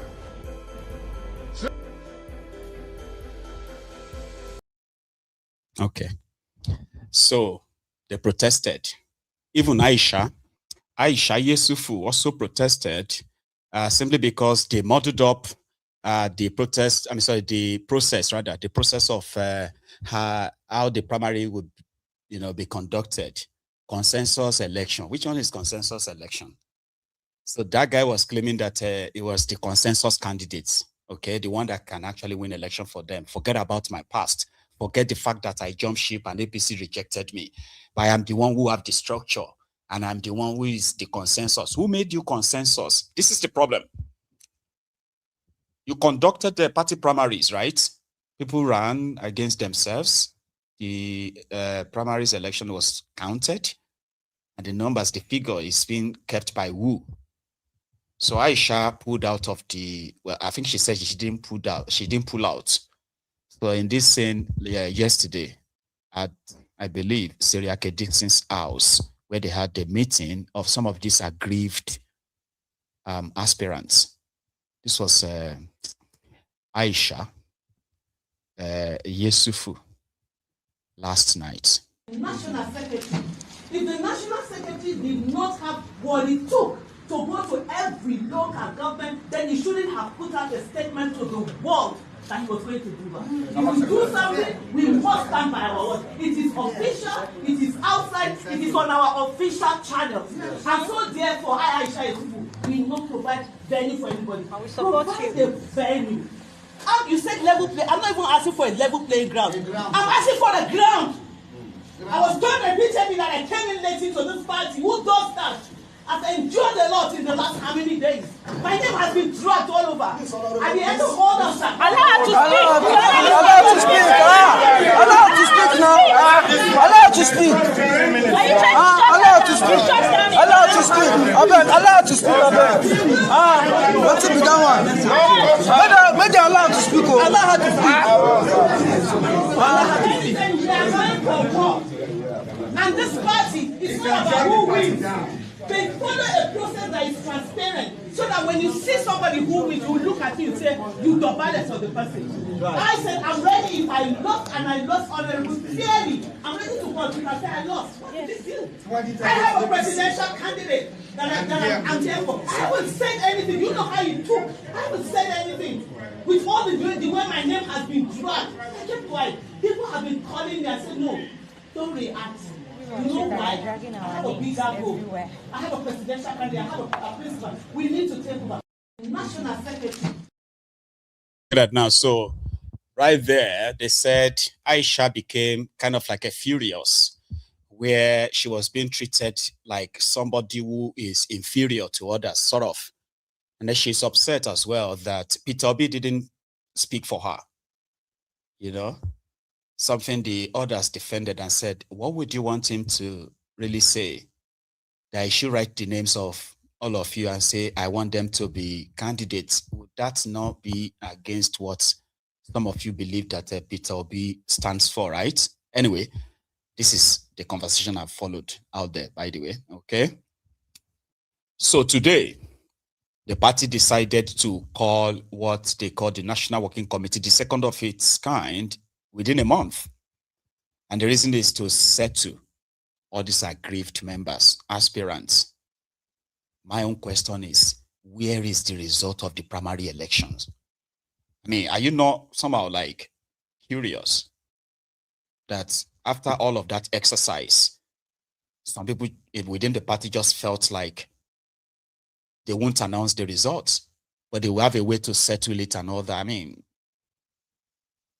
Seriake Dixon addressing his party members at the party secretariat, which happened to be his house, of course. Yeah. I mentioned our chairman, who are leading the charge in 36 states plus FCT. Another round of applause for you, our chairman. Thank you. And all other members of the NEC, and ladies and gentlemen of the press. First of all, I would like to begin by joining our national chairman to warmly, on behalf of the working committee, and on behalf of this NEC, welcome and receive all of you to, I think, only our second NEC of the NDC. We had our first NEC shortly upon registration of this great party. And as the national chairman recounted a few minutes ago, we immediately went into political activities, were thrown into, were like a baby given birth to in a very turbulent, tight electoral program. Essentially configured, even against opposition parties, you would say, from day one, when this party was given birth to, we started to swim against the tide. We swam against the tide. People did not give us a chance. Many people, many, and they can't blame them. They didn't see how we could survive this terrible combination of circumstances, program, in such a way that we were not expected to survive. How can you just be registered? And people are sponsored to demarket you, and the process that brought you about, manufacturing non-existing stories, concocting stories, and formulating doomsday scenarios, all fake. And then the INEC regulation says you must undergo electronic registration and end in 21 days before you can do something. How could we? How were we expected to have survived? And then, after that electronic registration, we have to go through party congresses, even to qualify for primary. And thereafter, we have to do congresses up to national convention to elect our office. And then went back again to prepare for primary. Not delegate primary. Say direct primaries or constituency. Something that parties that have existed are finding it difficult to do. And so, at this second NEC, all of us, the leadership to all our membership across the length and breadth of our country, we have every reason to thank God and to congratulate ourselves. Congratulations to you all. For defying the odds,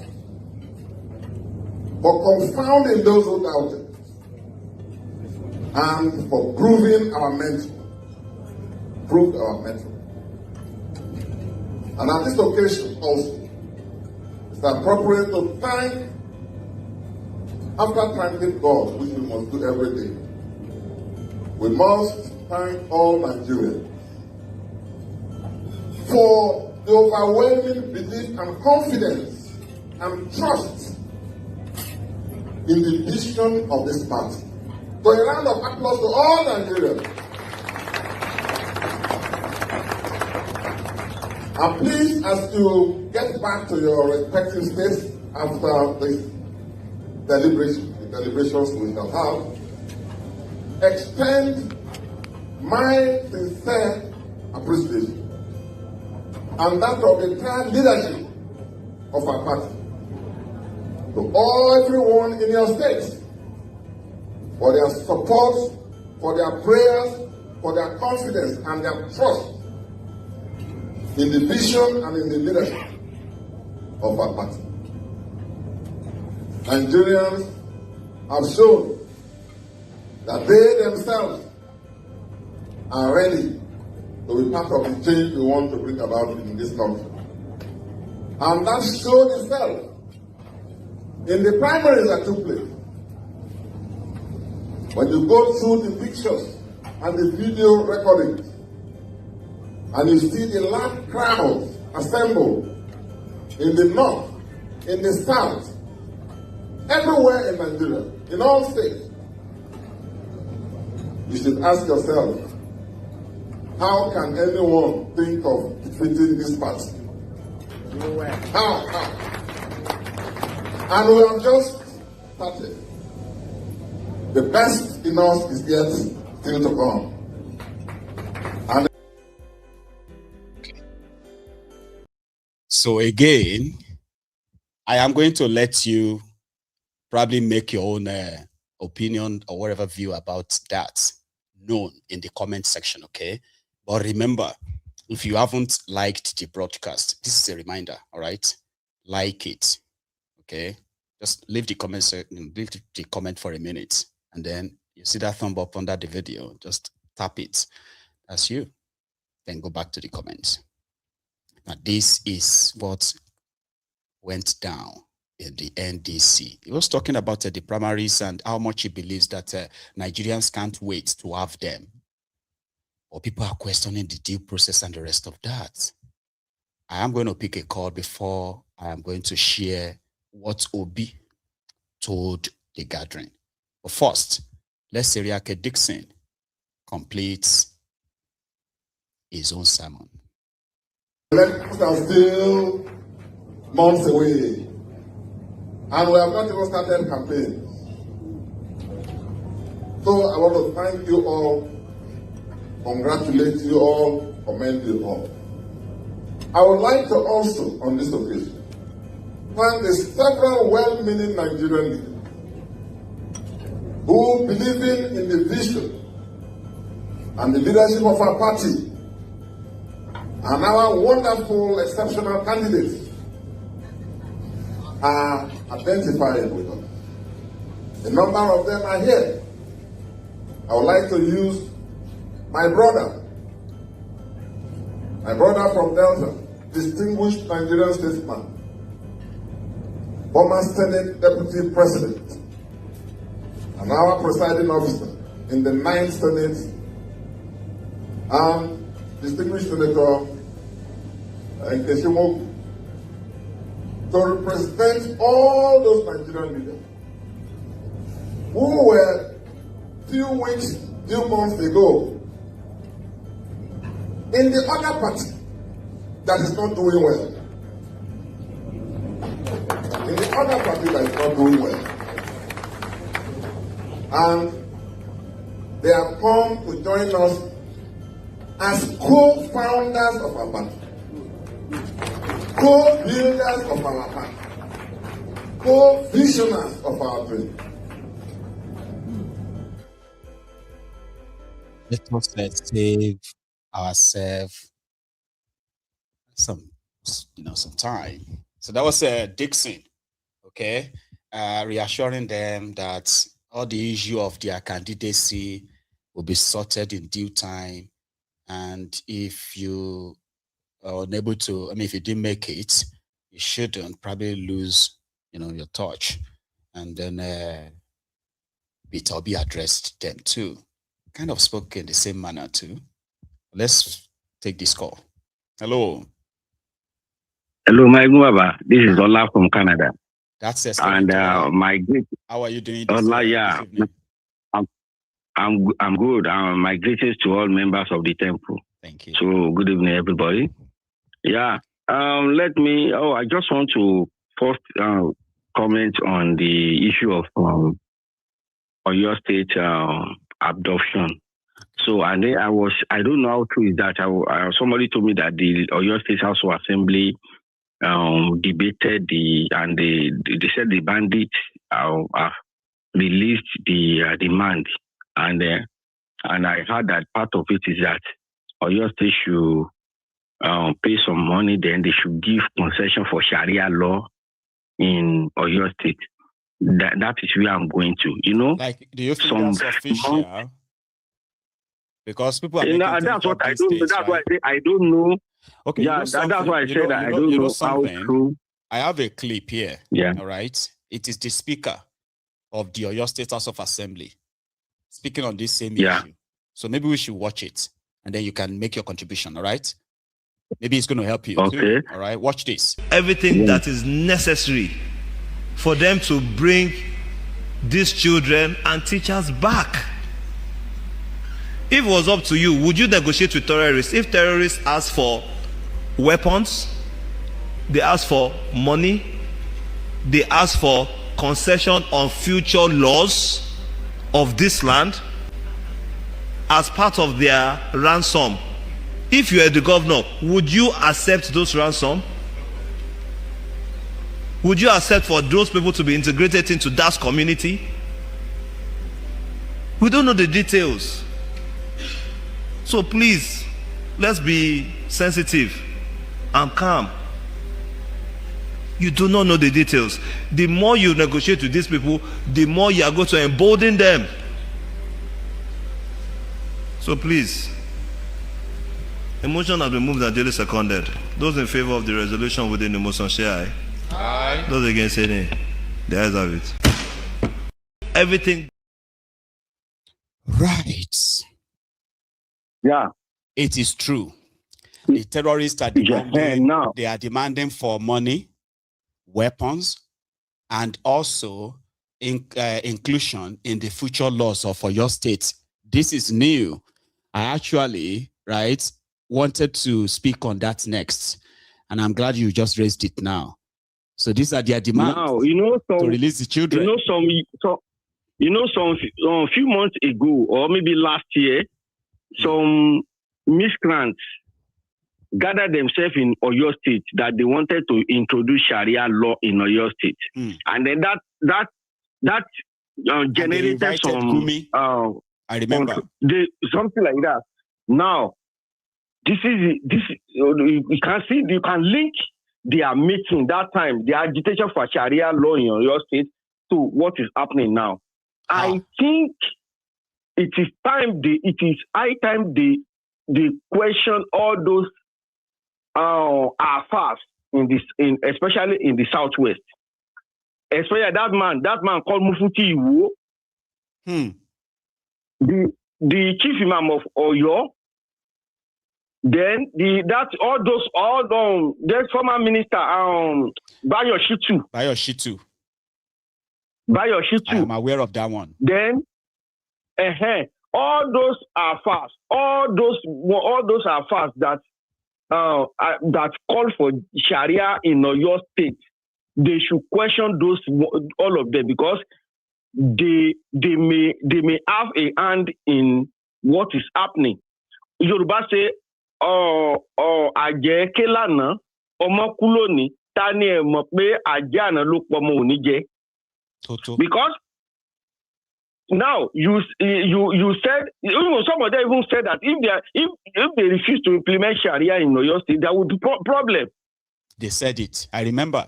They made so many threats. They said it. Many threats, but I just never thought. Made so many threats. I just never thought a day like this would come that terrorists will take children in Yoruba land without negotiation or anything at all. They beheaded a teacher. Not like Angono. Not like they have made any demand. Straight away, like that. They beheaded somebody. Now I am hearing and watching this, that the speaker, like indirectly telling us that their demands before they will release the children includes Oyo State legislating on making Sharia law in Oyo State.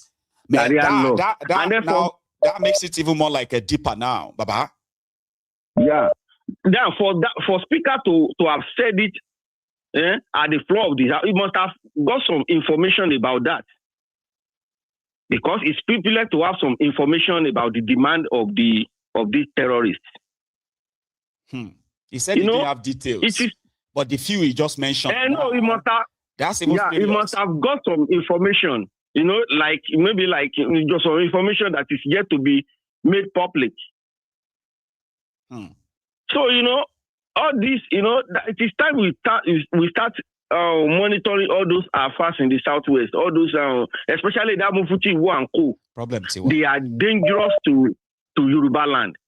Then second one about the NDC. I'm trying to lose some interest in this because let me tell you, this NDC, my fear is that they may end up presenting some candidates to us, then we'll vote for them, then later they will not be singing on your mandate. There are some people, look at that Aisha, someone like Aisha will never compromise his principle. Somebody like Aisha cannot get to the floor of even if all of them sing on your mandate, Aisha will never sing on your mandate.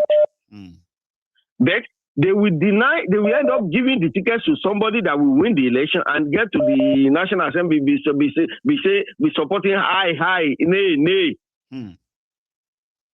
That is my fear about all these things. Yeah, but if you have more popular candidate who is more in the grassroots, genuinely that wins the election against her, he says she will honestly support the person. Not like somebody that they have to impose or one way or the other use ururu to make him the candidate. That's why she's upset. There's no ground. That's what I'm saying. That's what I'm saying. But if they go to the field, these people, at least they have followers. Yes. Even the popularity NDC has today was the popularity they have was due to the entrance of the disobedience to the NDC. That's right, and the Kwakwan subs. So whatever membership NDC is bragging today is as a result of the obedience. So no matter if they go to the field, that lady will, because that lady will floor the anointed candidate because they know, because that's why they want to impose somebody on her. And at the end of the day, they will bring somebody that will be singing on your mandate. Anyway. So, and that is, thank you very much. Because of our time, because I am here to actually share what Obi told the NDC gathering on this issue, but I'll take this one too, a quick one. Hello.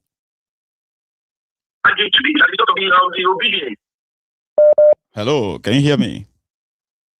Yes, I can hear you, Mr. Maibu. Good evening, Baba. How are you? I'm doing fine. Yeah, although I've been listening, I didn't want to call in because I'm even really depressed about everything that's happening in Yoruba land, but may God bless the last speaker. May God bless him abundantly. I eventually found someone that is thinking like me on this issue of insecurity. As much as we might want to run away from this discussion. We are nearing a moment, a period in our lifetime and in our history in Yoruba land where we will have to confront both Christianity and Islam. Most of the time, I always believe that the people abroad, the diasporans, we have a lot to do. And quite frankly, I've seen a lot of us doing really well in that regard. You are one of the people that are doing well in that regard. I know a particular guy, MS Baba. There's a particular lady, Yawo Anobi. You know, people speaking out loud about religion and what they are doing to us and why we should really do away with these things and stick to our tradition and everything that has to do with us.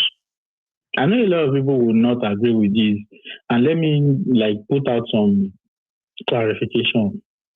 I was born a Christian. I was a Christian for over 22 years of my life, but since the last 12 years, I don't think I've stepped in the church because I'm not interested anymore. I've seen beyond what a lot of people could not see. And most times I'm not even able to explain to them that you are in bondage, but you don't know. But it's now, it's really so bad now that in the name of tolerance, trust me, Yoruba people are very, very tolerant. But in the name of tolerance, we are allowing a lot of bad things happen to us. My wife is a Muslim. I know what I saw before I was allowed to marry her. And while we were doing our introduction, one of the family members, who is one of the elderly ones on our side, said something. Said, we've tried everything we could to separate you people, including going spiritual. But it's just maybe that's what God wants for you guys. I was very furious. I wanted to speak up, kidney rubbish them, but it's all right. But my mom was there and was holding me down not to talk and all of those things. You see, the point the man raised about Gumi coming to Oyo and gathering people to talk about Sharia in Yoruba land is a very, very valid point.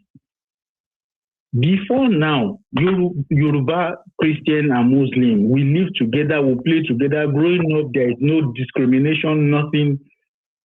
I don't know how those things are crawling in, that now some people see a big deal, even talking to you as a friend.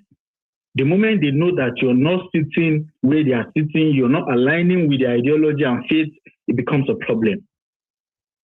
And what more can we describe as radicalism and fundamentalism, if not that? And it is funny that majority of the people we are praising in Yoruba land belong in this league and class of idiots that went to that meeting. Oriire and that was there.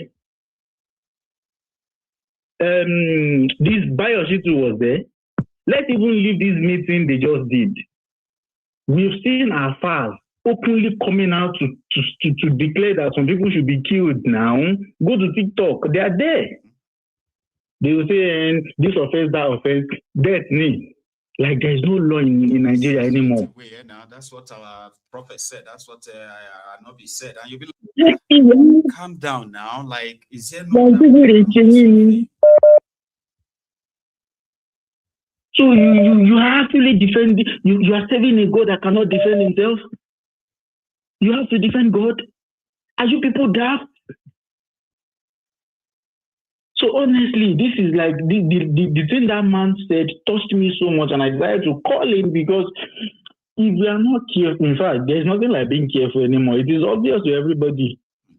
These religions are creeping in to end us, and they are ending us already. Because if you can come out live online and say that this offense, that offense,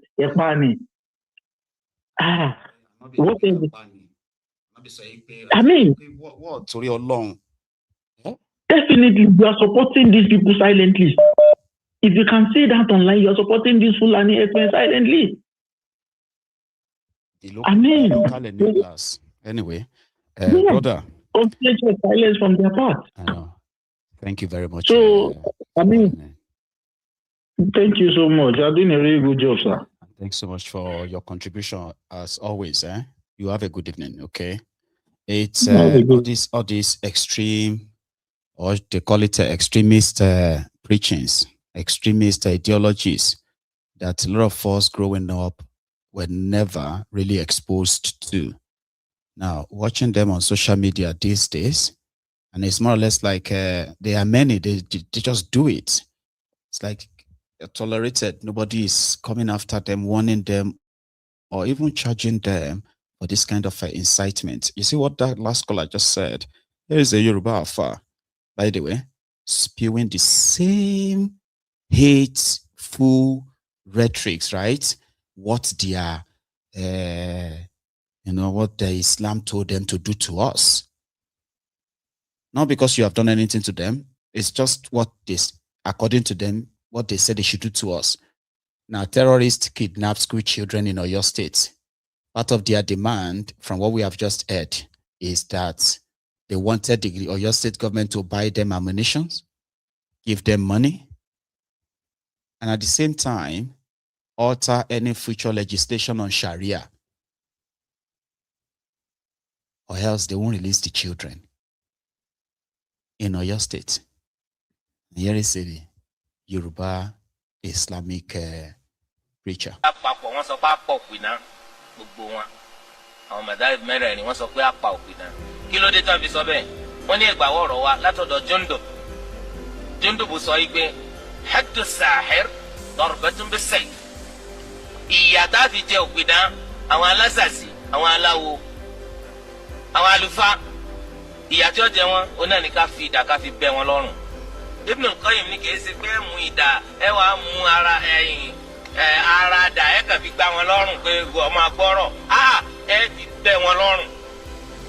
Tọ́lá lómi ó rò pé wọ́n fi nà wọ́n lọ́rẹ́ kìí ṣe pé wọ́n fi dà nà wọ́n lọ́rẹ́ o ẹ fi bẹ́ orí rẹ̀ dálẹ̀ kí kálukú sinmi.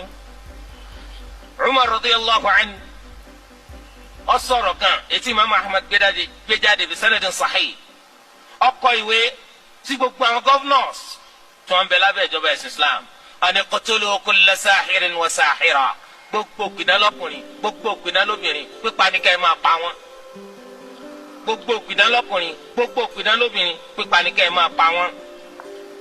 Ó túmọ̀ sí pé gbogbo ìjọba tó bá jẹ́ ìjọba gidi ìjọba tó bá dángájíá inú sẹ́tọ̀ ẹ̀ kọ́kọ́ sí náà nù gbogbo òpìdán mi tí wọ́n bá wà kún ọ lọ kún wọn jọ kún ọ pa wọn. Wọ́n eradicate wọn sẹ́fẹ̀yìn náà rí kí wọ́n ba ayé jẹ́ àbí wọ́n ba ayé jẹ́ wọ́n ba ayé jẹ́ bàjẹ́. Àmọ́ àwọn ò ní lè ṣe láwọn orílẹ̀-èdè tiwa torí àwọn náà wọ́n ń lọ bá wọn. Ẹ ró mi bàbá mọ̀ fẹ́ kẹ́ ẹ ró mi tí wọ́n bá yìn mí bá kọ́ máa ràn mí bàbá ẹ ró mi ẹ ràn mí lọ káwọn ọ̀tọ́ má rí mi gbèsè. Ní ẹni òfò ní ẹ ṣòfò láyé ẹ tún ṣe lálìkìyàmà ẹ̀yin rádaràda wọ̀nyí. Ní ẹni òfò ní ẹ ṣòfò láyé ẹ tún ṣe lálìkìyàmà ẹ̀yin rádaràda wọ̀nyí. Ní ẹni òfò. He's saying that if you are a traditionalist, a magician, like you are a traditionalist or a far worshipper or what have you, what this Adit told them to do was a letter sent to all the governors under the Islamic law that wherever they find them, they were not supposed to warn them, no warning. They were supposed to behead them and kill all of them and wipe them out. These are the guys who are pushing for Sharia. So you as a Muslim that feels offended when those you considered as not understanding Islam, who have become Islamophobic, right? When you see them talk and you think they are just ignorant. No. You are the moderate Muslim, all right? That before you can call anybody ignorant, you shouldn't pretend that this kind of people are not existing. People who are preaching like this. Some of them that we expect a lot of you to actually condemn them. I mean, openly condemn them. But a lot of you are moderate Muslims. You can't condemn them. Like even in your gathering, you can't be in that midst in the gathering where that man is spewing that nonsense. All right. as a Muslim and stand up and confront him and say, you are doing nonsense. This is absolute rubbish. Because you are a moderate Muslim. You will just be like, I don't agree with him. But those people exist. There are those who believe them.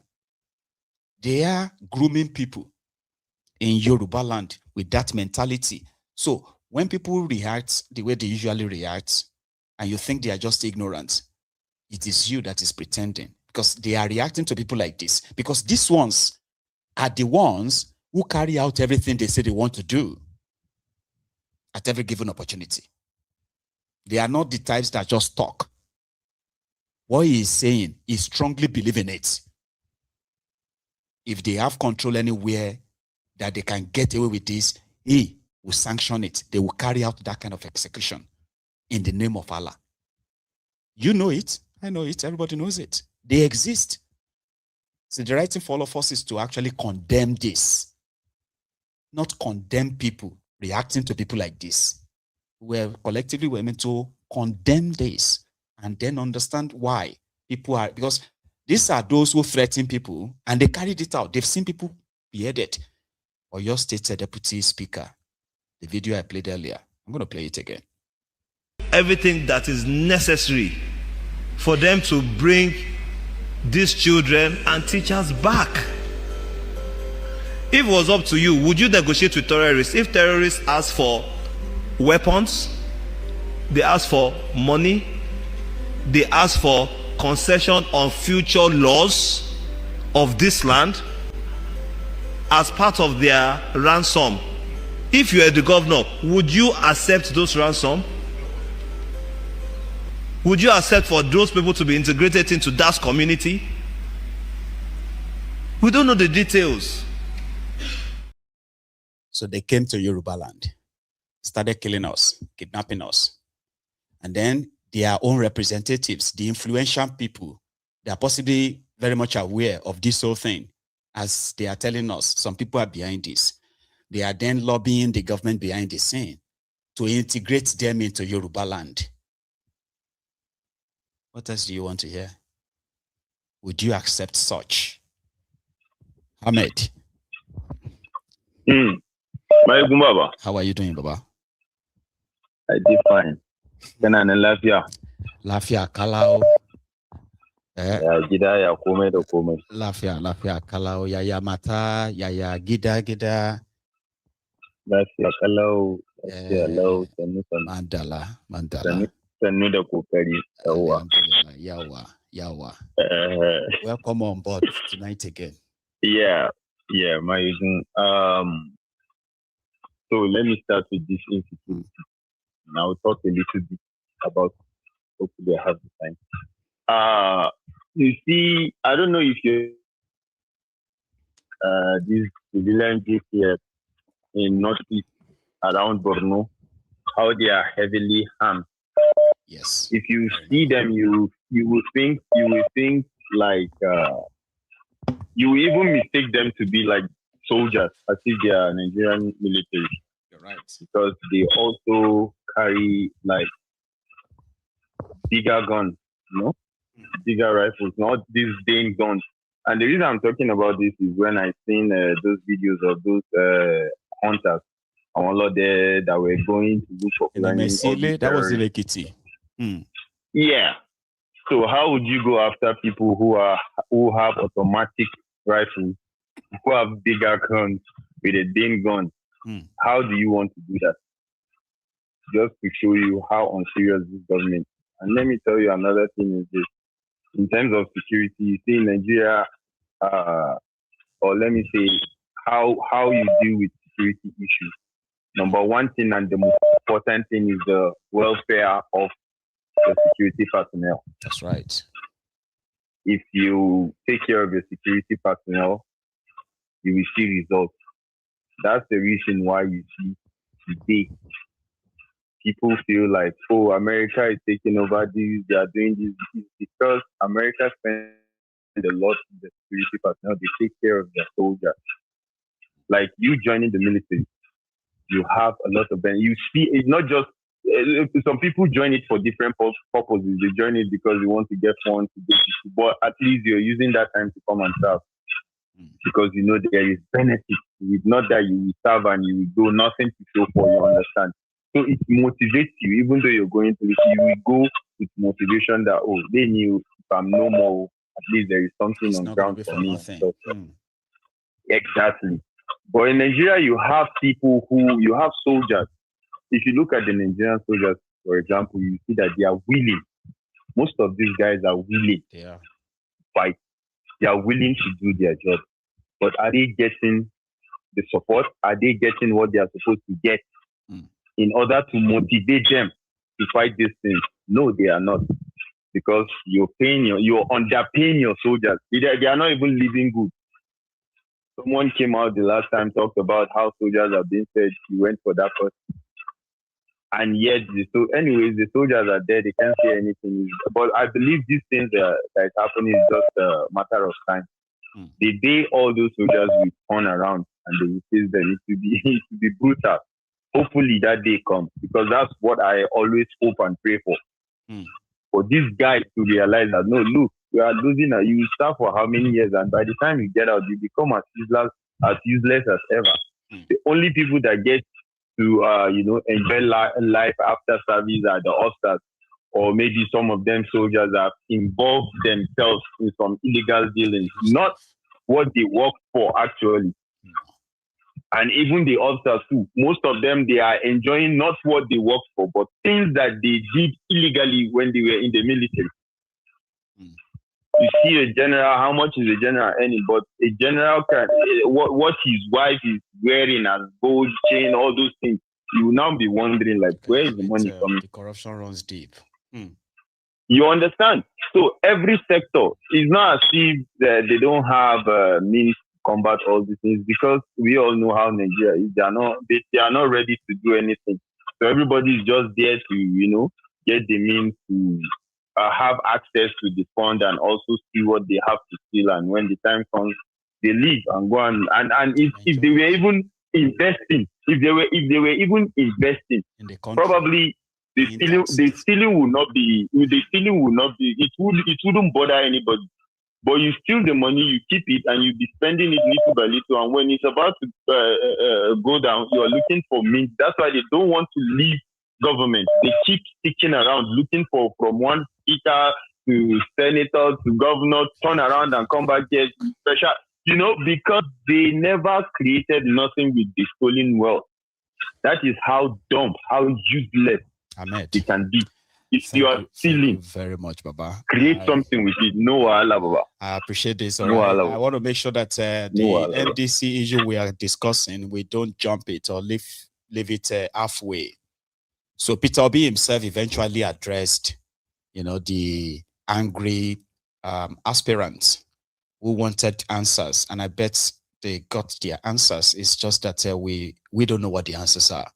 So Obi used the occasion, even himself as the candidate of the NDC, can't confidently right now or officially tell you how many people voted for him in the primaries, despite the fact that we saw that multitude, that thousands of people. Because he is not in the position to probably make the announcement. That should have been the job of the political party, but they've already presented him with their party flag, and then the party return certificates, meaning A1 or with no figure. So here is what he told, the aggrieved aspirants going forward. Peter Obi. Please be seated. Please be seated. NDC! NDC! Service! NDC. Let me stop here, and number one is to again express gratitude to Almighty God that made it possible for all of us to gather here today. Gratitude to all of you who are here physically present. Let me start by recognizing our leader,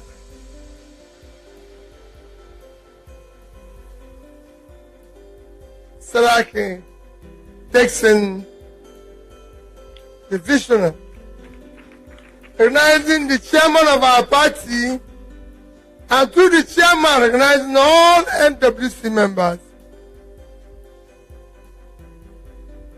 Thank you for your great job. There's other leaders who are gathered here, especially the senator. I can see Senator Victor May, Senator Nwoye,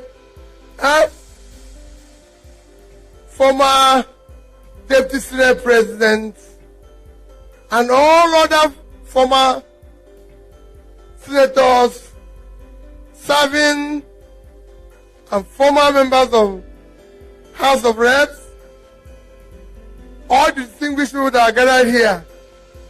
Firstly, let me most sincerely apologize that this meeting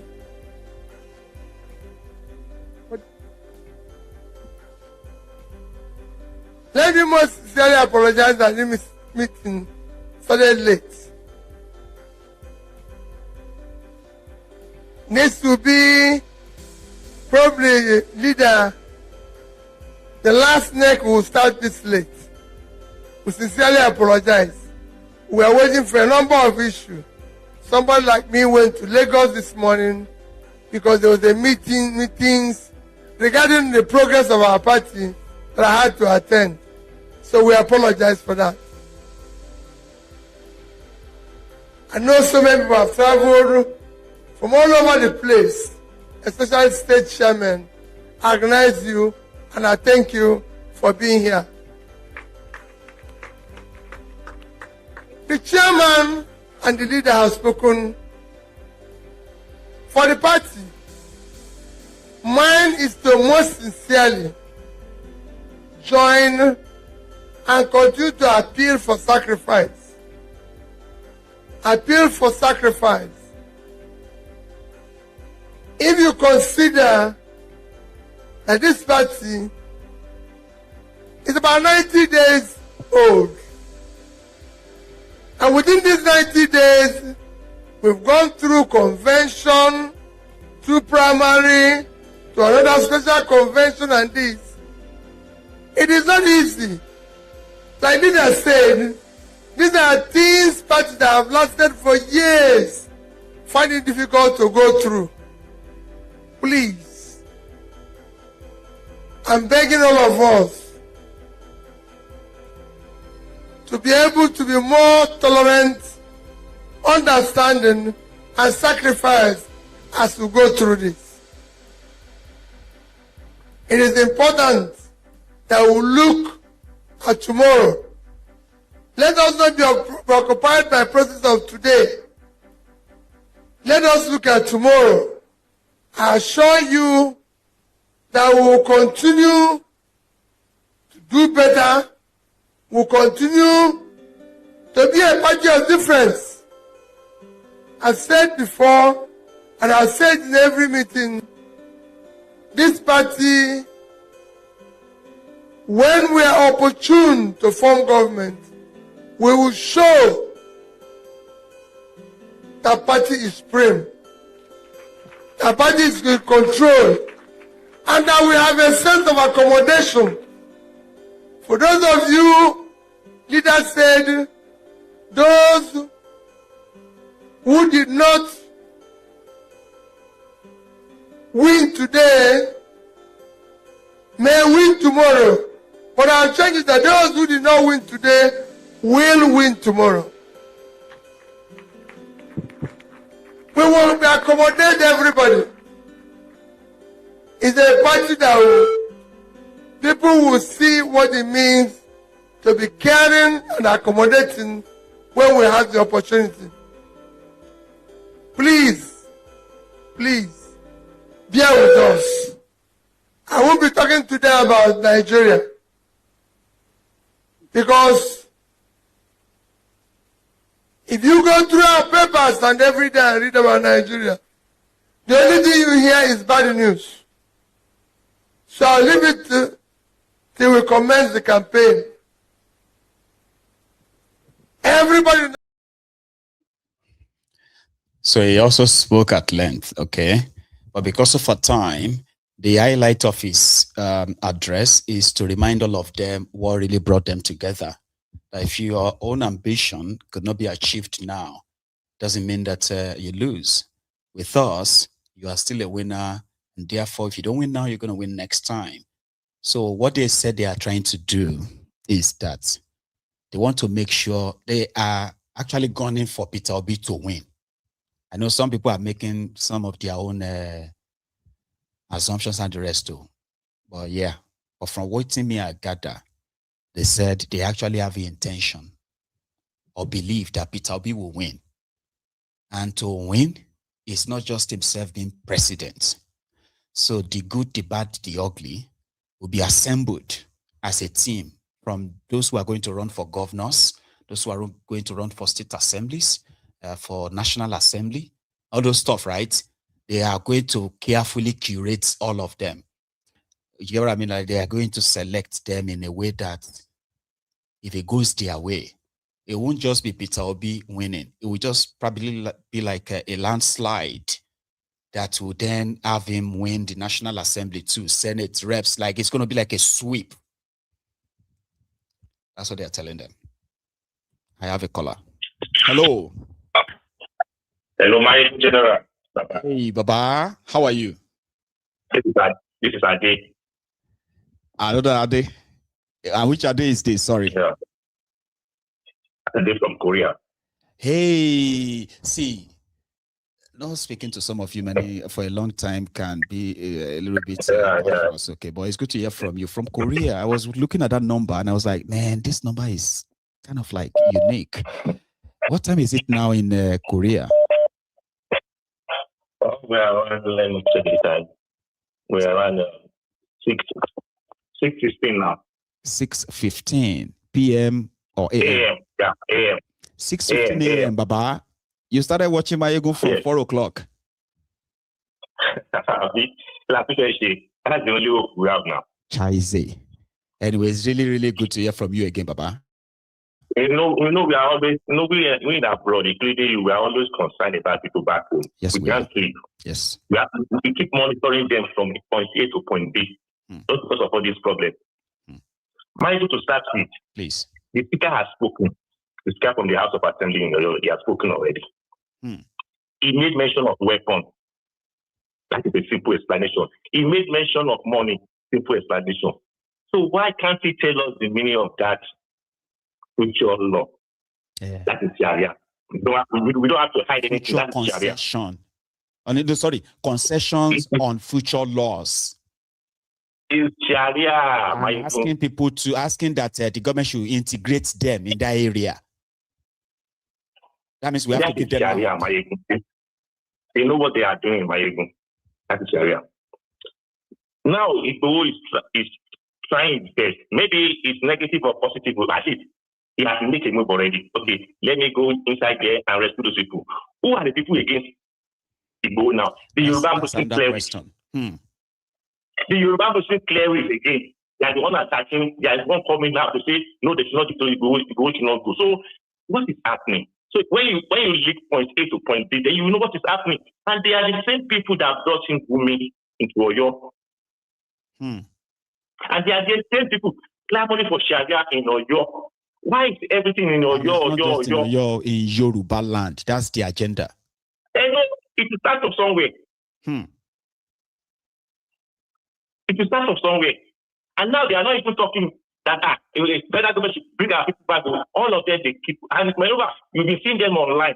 Apart from the video you played earlier, many of them, you see them online that's being together. That is Muslim clerics, Yoruba Muslim clerics, talking about election. We must vote in Muslim in all Southwest. We don't. Why? Are we not one again?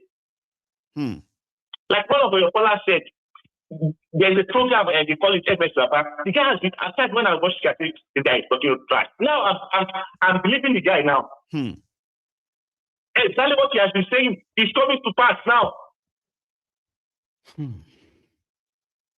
I'm just fed up, It is tiring. I'm fed up with all the things.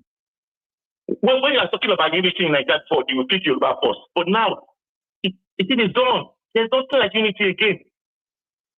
If you want to do a protesting, The last time they talked about Amotekun during the time of Akeredolu, who came out again, apart from Sultan of Sokoto and Mehiala, that were going against it. The Muslim players in Yoruba land came and they said Amotekun is a Christian name, it's a Bible name. I remember. And they are completely the same Yoruba Muslim. What is happening? They come and tell us what is happening. You have these very good memories, though, because you see all these events you are mentioning. For somebody who have been following events, by the time you begin to piece them together, yes, it's going to be making a very, very kind of like a stronger conclusion, so to say. Because I remember they were openly against Igboho for going after the Fulanis. They said this thing is going to lead to what do you call Islamophobia, Fulaniphobia. They were the ones. Then it's a lie. Even when Trump said he was coming to airport, when Trump said he was coming to airport before they bombed Sokoto, I never see any Muslim clerics from the north coming out to say no, apart from Gumi. The only clerics, Muslim clerics that came out, they were all from Yoruba land. It is on YouTube. It's on like tell it to never forget. All of them Yoruba Muslim. Trump is not possible. It's coming because of our oil. It's coming because of that. So they keep on bringing lots of narratives. Now they are not coming out to say, bring out our guests in the bush. They know many about this thing. Come on, we don't enter Ramo. We don't enter Ramo. Actually, we have entered something that everybody right now should be given. All of them will come out from nowhere. We as Christians, we don't cover anything. If it's that people we attack you, if it's this one we attack you. Because I'm not. But when it comes to their side, they keep quiet. They keep on telling direction. The thought of it alone, when you listen to some of these abhorrent, what do you call it, rhetorics from these guys, I'm like, I'm a Yoruba man like you, right? And I grew up with the idea that we are one. Muslims, Christians, traditionalists, I grew up with that mentality. That was my reality. You see that thing, though? So the time I was growing up, some people were growing up too with a different kind of life ideology. Because that's what I'm witnessing right now. Because when you look at some of these guys who are making these statements, right? These guys are in their late 30s, mid 40s, early 50s. Not like they are old people. They're supposed to be people. There's another particular guy online. There's another particular guy online. He's a Muslim guy, Muslim cleric. Right. He called a meeting of Fulani people, telling them, he was speaking Yoruba. We want Yoruba governor in Oyo State. You have to vote for us. I think we must have seen that case. Calling Fulani say, you are brothers. You have to support us to vote Muslim and governor. It is online too. They are currently fighting that the next governor for your state must be a Muslim, as if to say Ajimobi wasn't a Muslim. No, your state. All the time they want all the time because of Sharia. So hoping that they could put people inside the status of assembly that would then make laws pass Sharia. The day they announced Tinubu as president, there's this particular man. I still have the video on my listen because I saw the video. I saw it on my phone. What's his name? Is the second to Adepoju, Madam Adepoju. Ustaz Jack Adebua. He hosted the program, my program, and they said, yes, this will tell you that we are more than dead. We Muslims, we are more than dead in Nigeria. Now, Tinubu has flown. I was like, how could the Yoruba man be talking like this? We are more than that.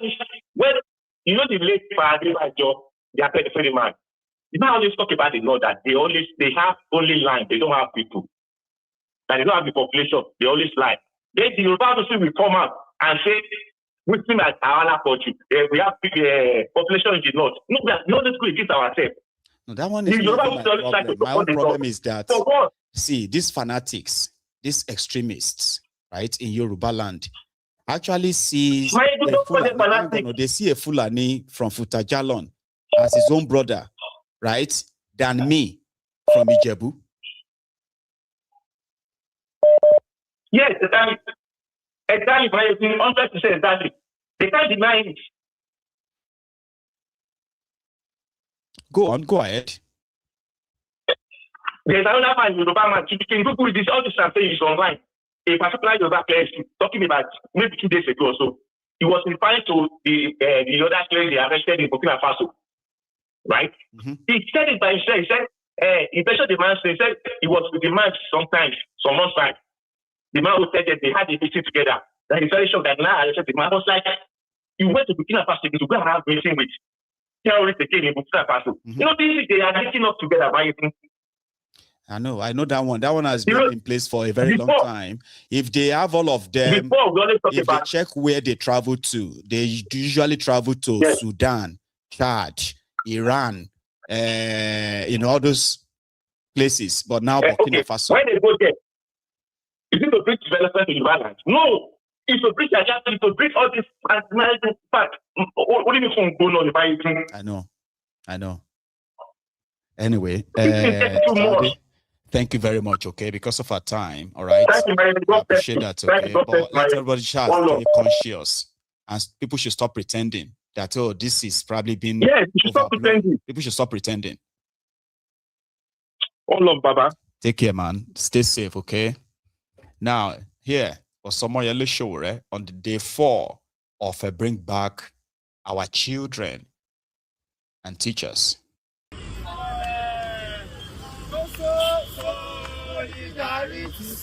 Bring back our children. Nigeria is suffering. Nigeria is bleeding.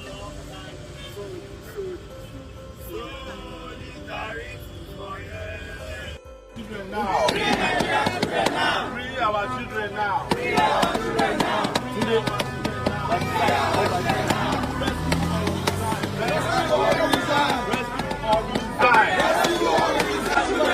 What are we saying? Free our children now. Free Nigerian children now. Free Nigerian children now. Save our schools now. Save our schools now. Rescue or resign. Rescue or resign. Rescue.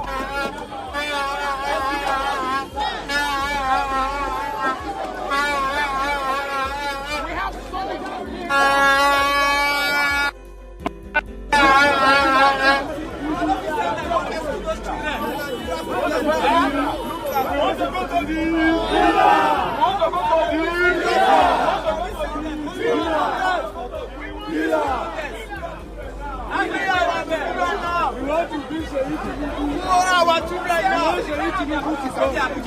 They don't be send them, go there. Sit there.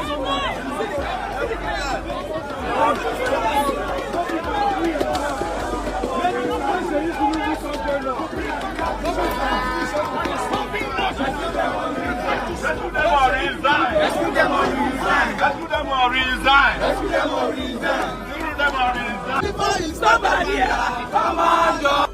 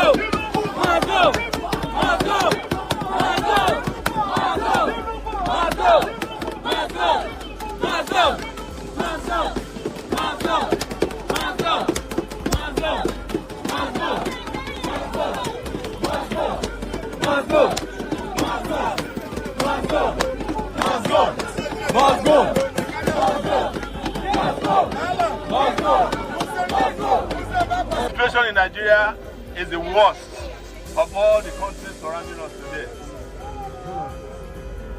Greatest Nigerian people, we are here as a rehearsal for what might become the final push for a revolution in this country. We are asking that Tinubu, with immediate effect, go and rescue the children who were kidnapped from their schools across the country and get them released immediately. Because that is what he imposed himself on Nigerians to do as the presidency that he stole in 2023. and from which we shall never allow him to come back again in this country. Do you want Tinubu to come back again? No. Tinubu must go. Tinubu must go. Tinubu must go. Tinubu must go.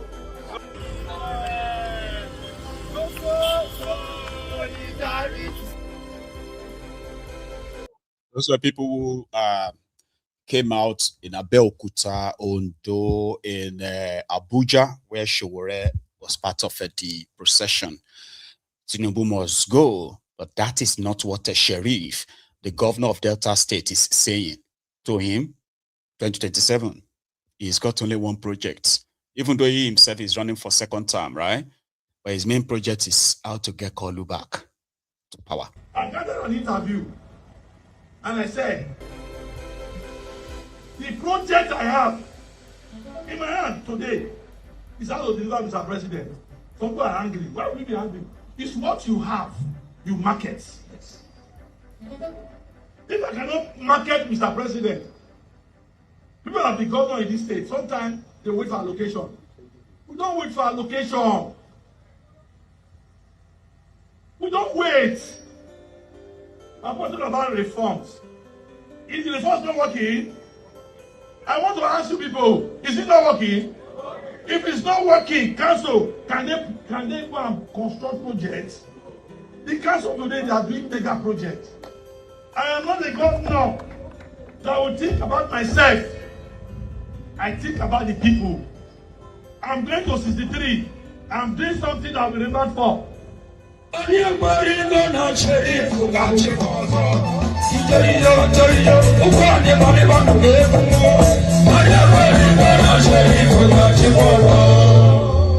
you are supporting me and you love me and doing good things. You will not support my candidate. Obviously, you don't love me now. If you not because of oil, eat yam, no, because of oil, yam, eat oil. Yes. I mean, not so. To my dear Deltans, this is your governor. Not be short.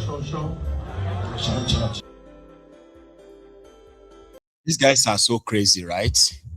Like they are grateful that Tinubu is paying federal allocation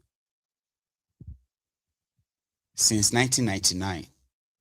Apart from when Obasanjo withheld the local government allocation for Lagos State, because Tinubu created SCDA, and Obasanjo said it was unconstitutional.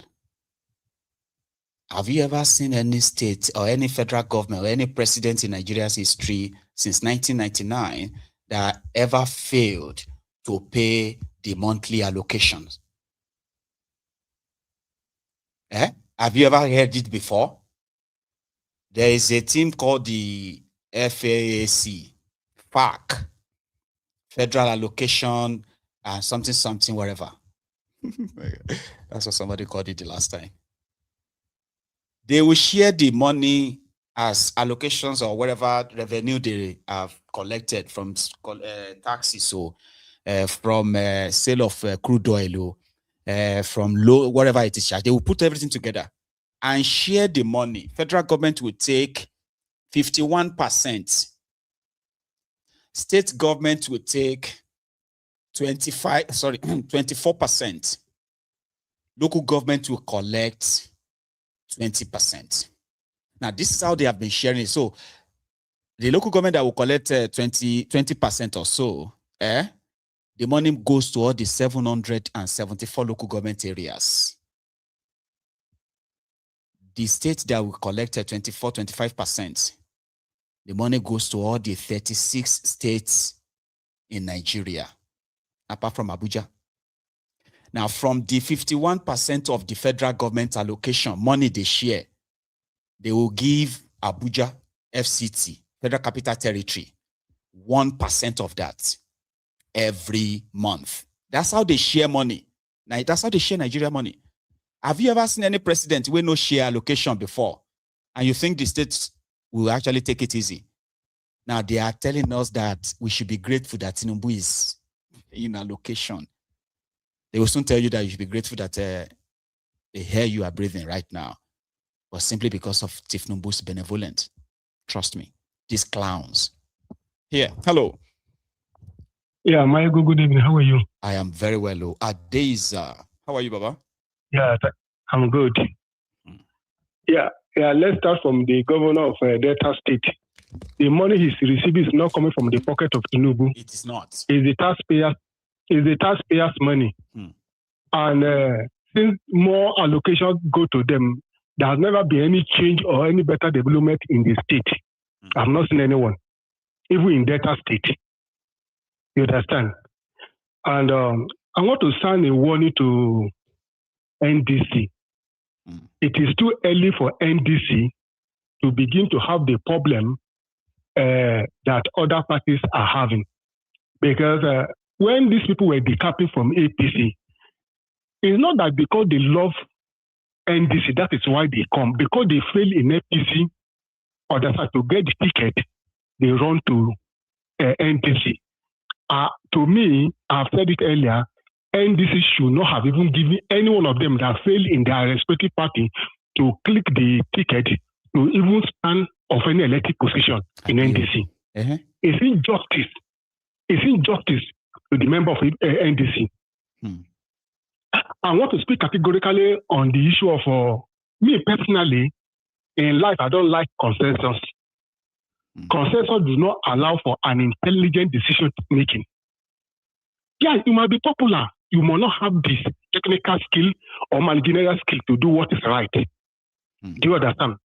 And in a situation when all the people agree 100% that there should be consensus candidate, understand, it is okay. But in a situation, only one person out of 100 say no, the primary must go. Do you understand? Because when you do that consensus candidate, that person who is aggrieved might not forgive. Do you understand? And that's what have been the most of this political party.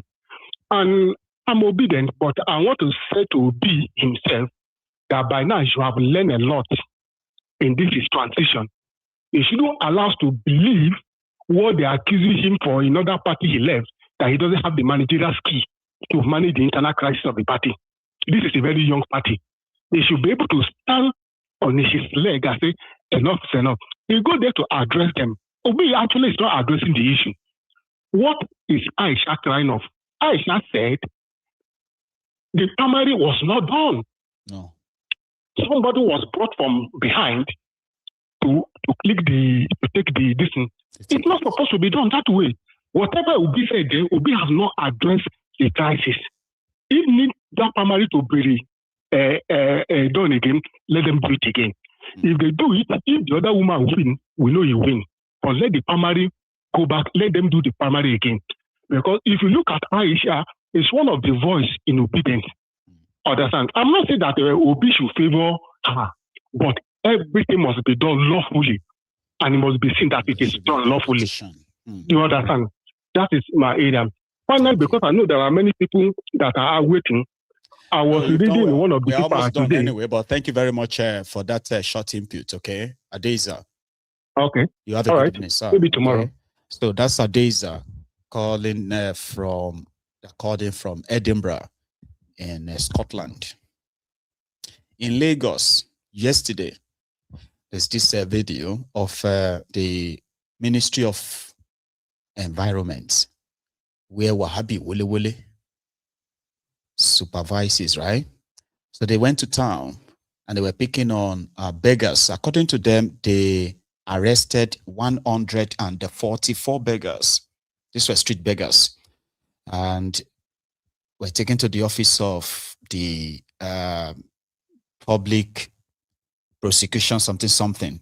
Okay, so the point there is that seemed to have added fuel to the current hysteria about the insecurity in Southwest. There are those who are feeling offended that these people were being targeted simply because they were Northerners, while others are saying, no, that's not the first time. Lagos State has always been arresting them anyway. So, but this time around, they said it's different. I don't know. Children too. Here is a clip from Lagos.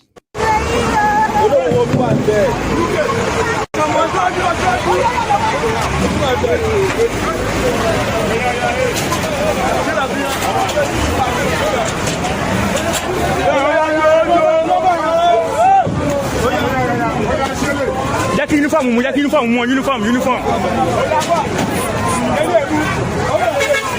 I bet come out. Come out, yo.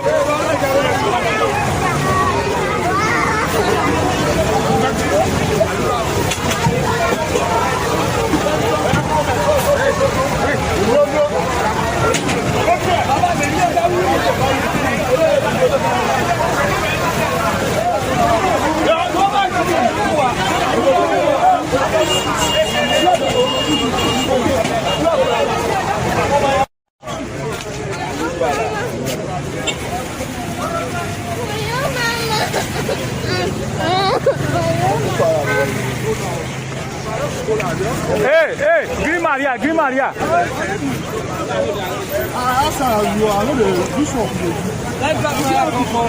They don't want to see una for this road at all. Go like this. For your tia do now. Oya. I your office now. What tia do now?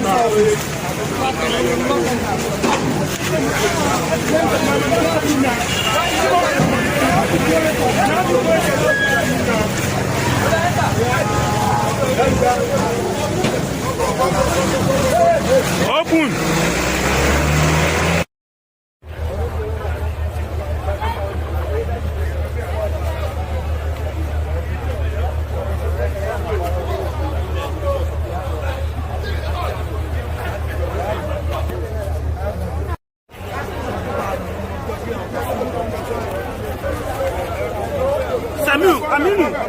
Aminu.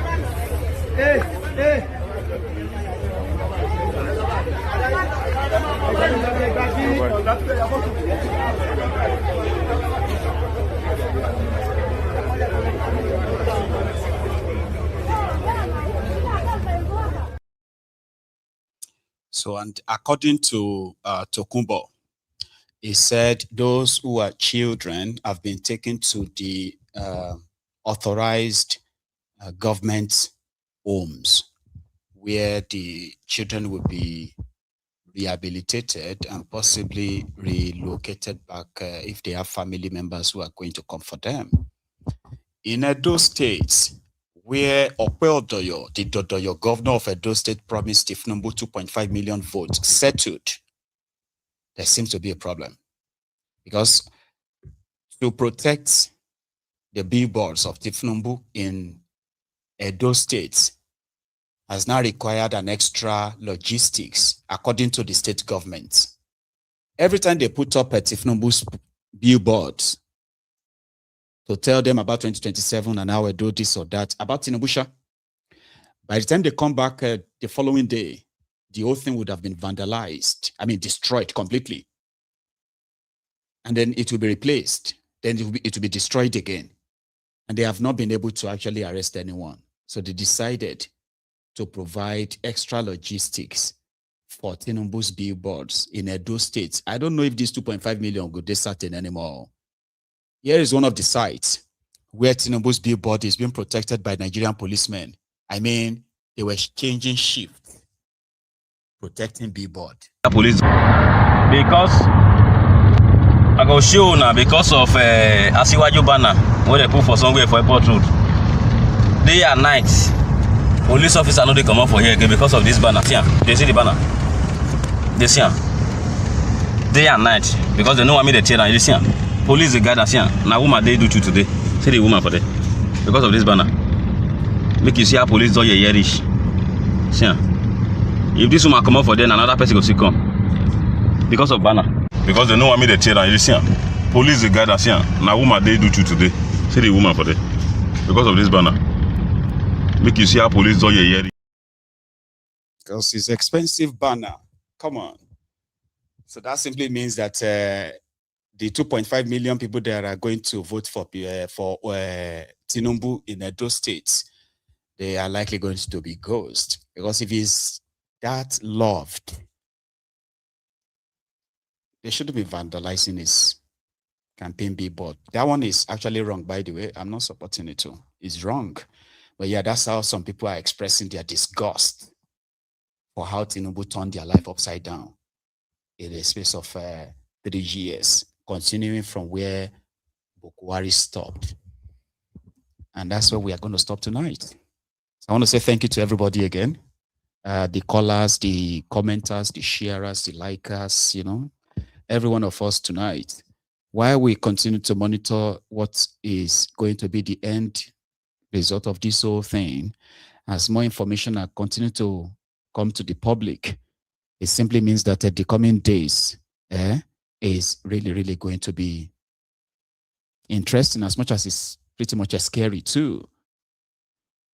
Stick with me, all right, on Mayegun's Diary Politico. Join me another time if you do have that time, all right? And that will likely be tomorrow. So thank you so much for your time this evening. And enjoy the rest of your evening. Stay safe. Be security conscious. And have a good night.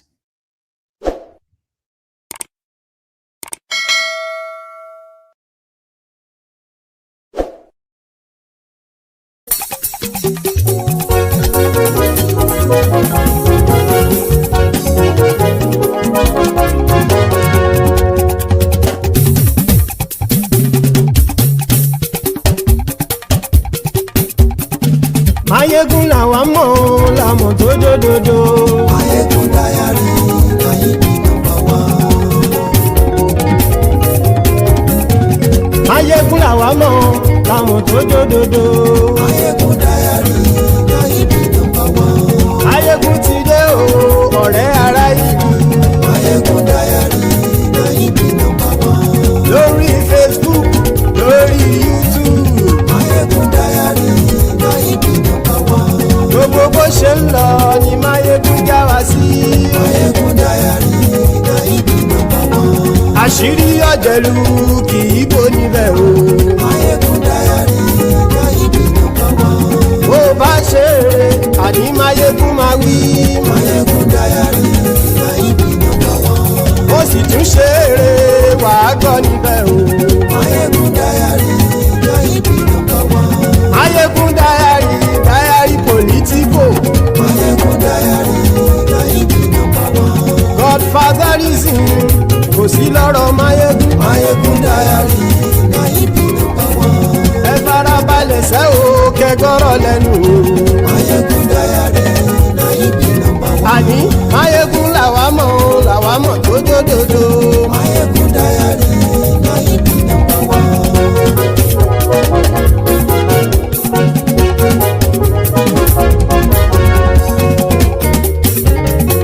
Àní ẹ̀sùn ràkì.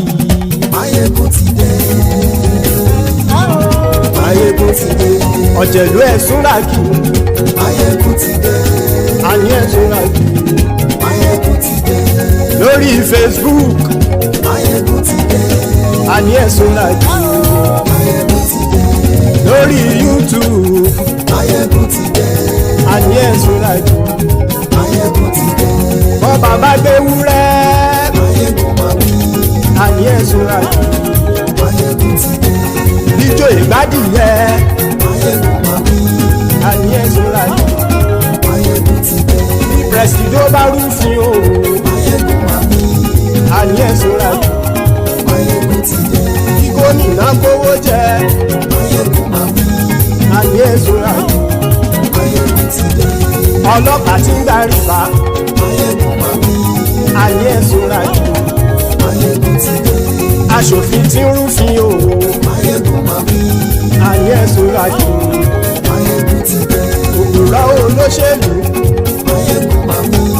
Àní ẹ̀sùn ràkì. Mayegun ti dé. Ọ̀jẹ̀lú ẹ̀sùn ràkì. Mayegun ti dé. Àní ẹ̀sùn ràkì. Mayegun ti dé.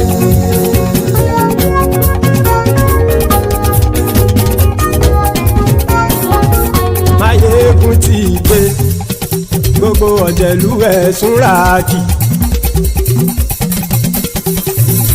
Máyégún ti dé gbogbo ọ̀jẹ̀lú ẹ̀ súnra kì. Ṣùgbọ́n ní bá ti ṣe èyí tó yẹ kí wọ́n ṣe ọmọ bá dèrò ní fi wọ́n níran o.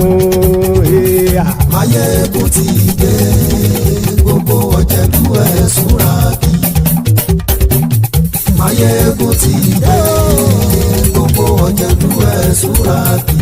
Ṣùgbọ́n ní bá ti ṣe èyí tó yẹ kí wọ́n ṣe ọmọ bá dèrò ní fi wọ́n níran. Wọ́n fowó bẹ́ẹ̀ o Máyégún ó sọ pé wọ́n ò fẹ́ bẹ́ẹ̀. Wọ́n fowó bẹ́ẹ̀ Máyégún ó sọ pé wọ́n ò fẹ́ bẹ́ẹ̀. Oníkanṣá ti ṣe èyí tó yẹ kí wọ́n ṣe fáwọn ará ìlú tó gbé wọn débẹ̀ o. Máyégún ti dé gbogbo ọ̀jẹ̀lú ẹ̀ súnra kì. Máyégún ti dé gbogbo ọ̀jẹ̀lú ẹ̀ súnra kì. Ṣùgbọ́n ní má ti ṣe yìí tó yẹ kí wọ́n ṣe ọmọ bá dẹ́rọ̀ ò ní fi wọ́n níran. Kì máa yí ṣe eré ọ̀rọ̀ yìí kì í ṣe ẹ̀fẹ̀. Kì máa yí ṣe eré ọ̀rọ̀ yìí kì í ṣe ẹ̀fẹ̀. Ẹni bá ti lè lẹ́bọ̀ lẹ́rù o ọmọ bá dèrò kàṣàyè tú wọn síta. Máyégún ti dé gbogbo ọ̀jẹ̀lú ẹ̀ súnra kì. Máyégún ti dé gbogbo ọ̀jẹ̀lú ẹ̀ súnra kì. Ṣùgbọ́n ní má ti ṣe yìí tó yẹ kí wọ́n ṣe ọmọ bá dẹ́rọ̀ ò ní fi wọ́n níran. Tẹnitẹni ọmọ Máyégún ọ̀rẹ́ ara ìlú mọ̀mọ́ ni mo fọlọ́hún ṣọ́ ẹ̀ bá kìlẹ́bù. Lóòótọ́ olódodo ìlú ọ̀tá ìlú mọ̀mọ́ ni ìwọ ṣá máa ń ṣọ́ra kò sì mọ́ bẹ̀rù. Bọ́tà ń lè rí bóníṣègùn lé káwọn mọ̀mọ́ fi ṣera wọn ni ó ti dẹrùn tí wọn ò gbọ́dọ̀ sì mọ́ bẹ̀. Èèpo ọ̀bọ̀lọmọ bá dérò tàjẹ́ ò gbọ́dọ̀ jẹ́ ó ti dọba lórí abínú ẹni kò sì mọ́ fòyà. Àìsíwọ́lu ní ẹnìkẹ́ ìgbódì ẹyin lábàrá o ó kó ẹni tó bá dán o àkàmù. Máyégún ti dé gbogbo ọ̀jẹ̀lú ẹ̀ túnra kì. Máyégún ti dé gbogbo ọ̀jẹ̀lú ẹ̀ túnra kì o. Ẹni bá ti ṣe yìí tó yẹ kí wọ́n ṣe ọmọ bá dèrò òní fi wọ́n níran o. Máyégún ti dé gbogbo ọ̀jẹ̀lú ẹ̀ súnra kì. Máyégún ti dé gbogbo ọ̀jẹ̀lú ẹ̀ súnra kì. Ṣùgbọ́n ní bá ti ṣe yìí tó yẹ kí wọ́n ṣe ọmọ bá dẹ́rọ̀ ò ní fi wọ́n níran.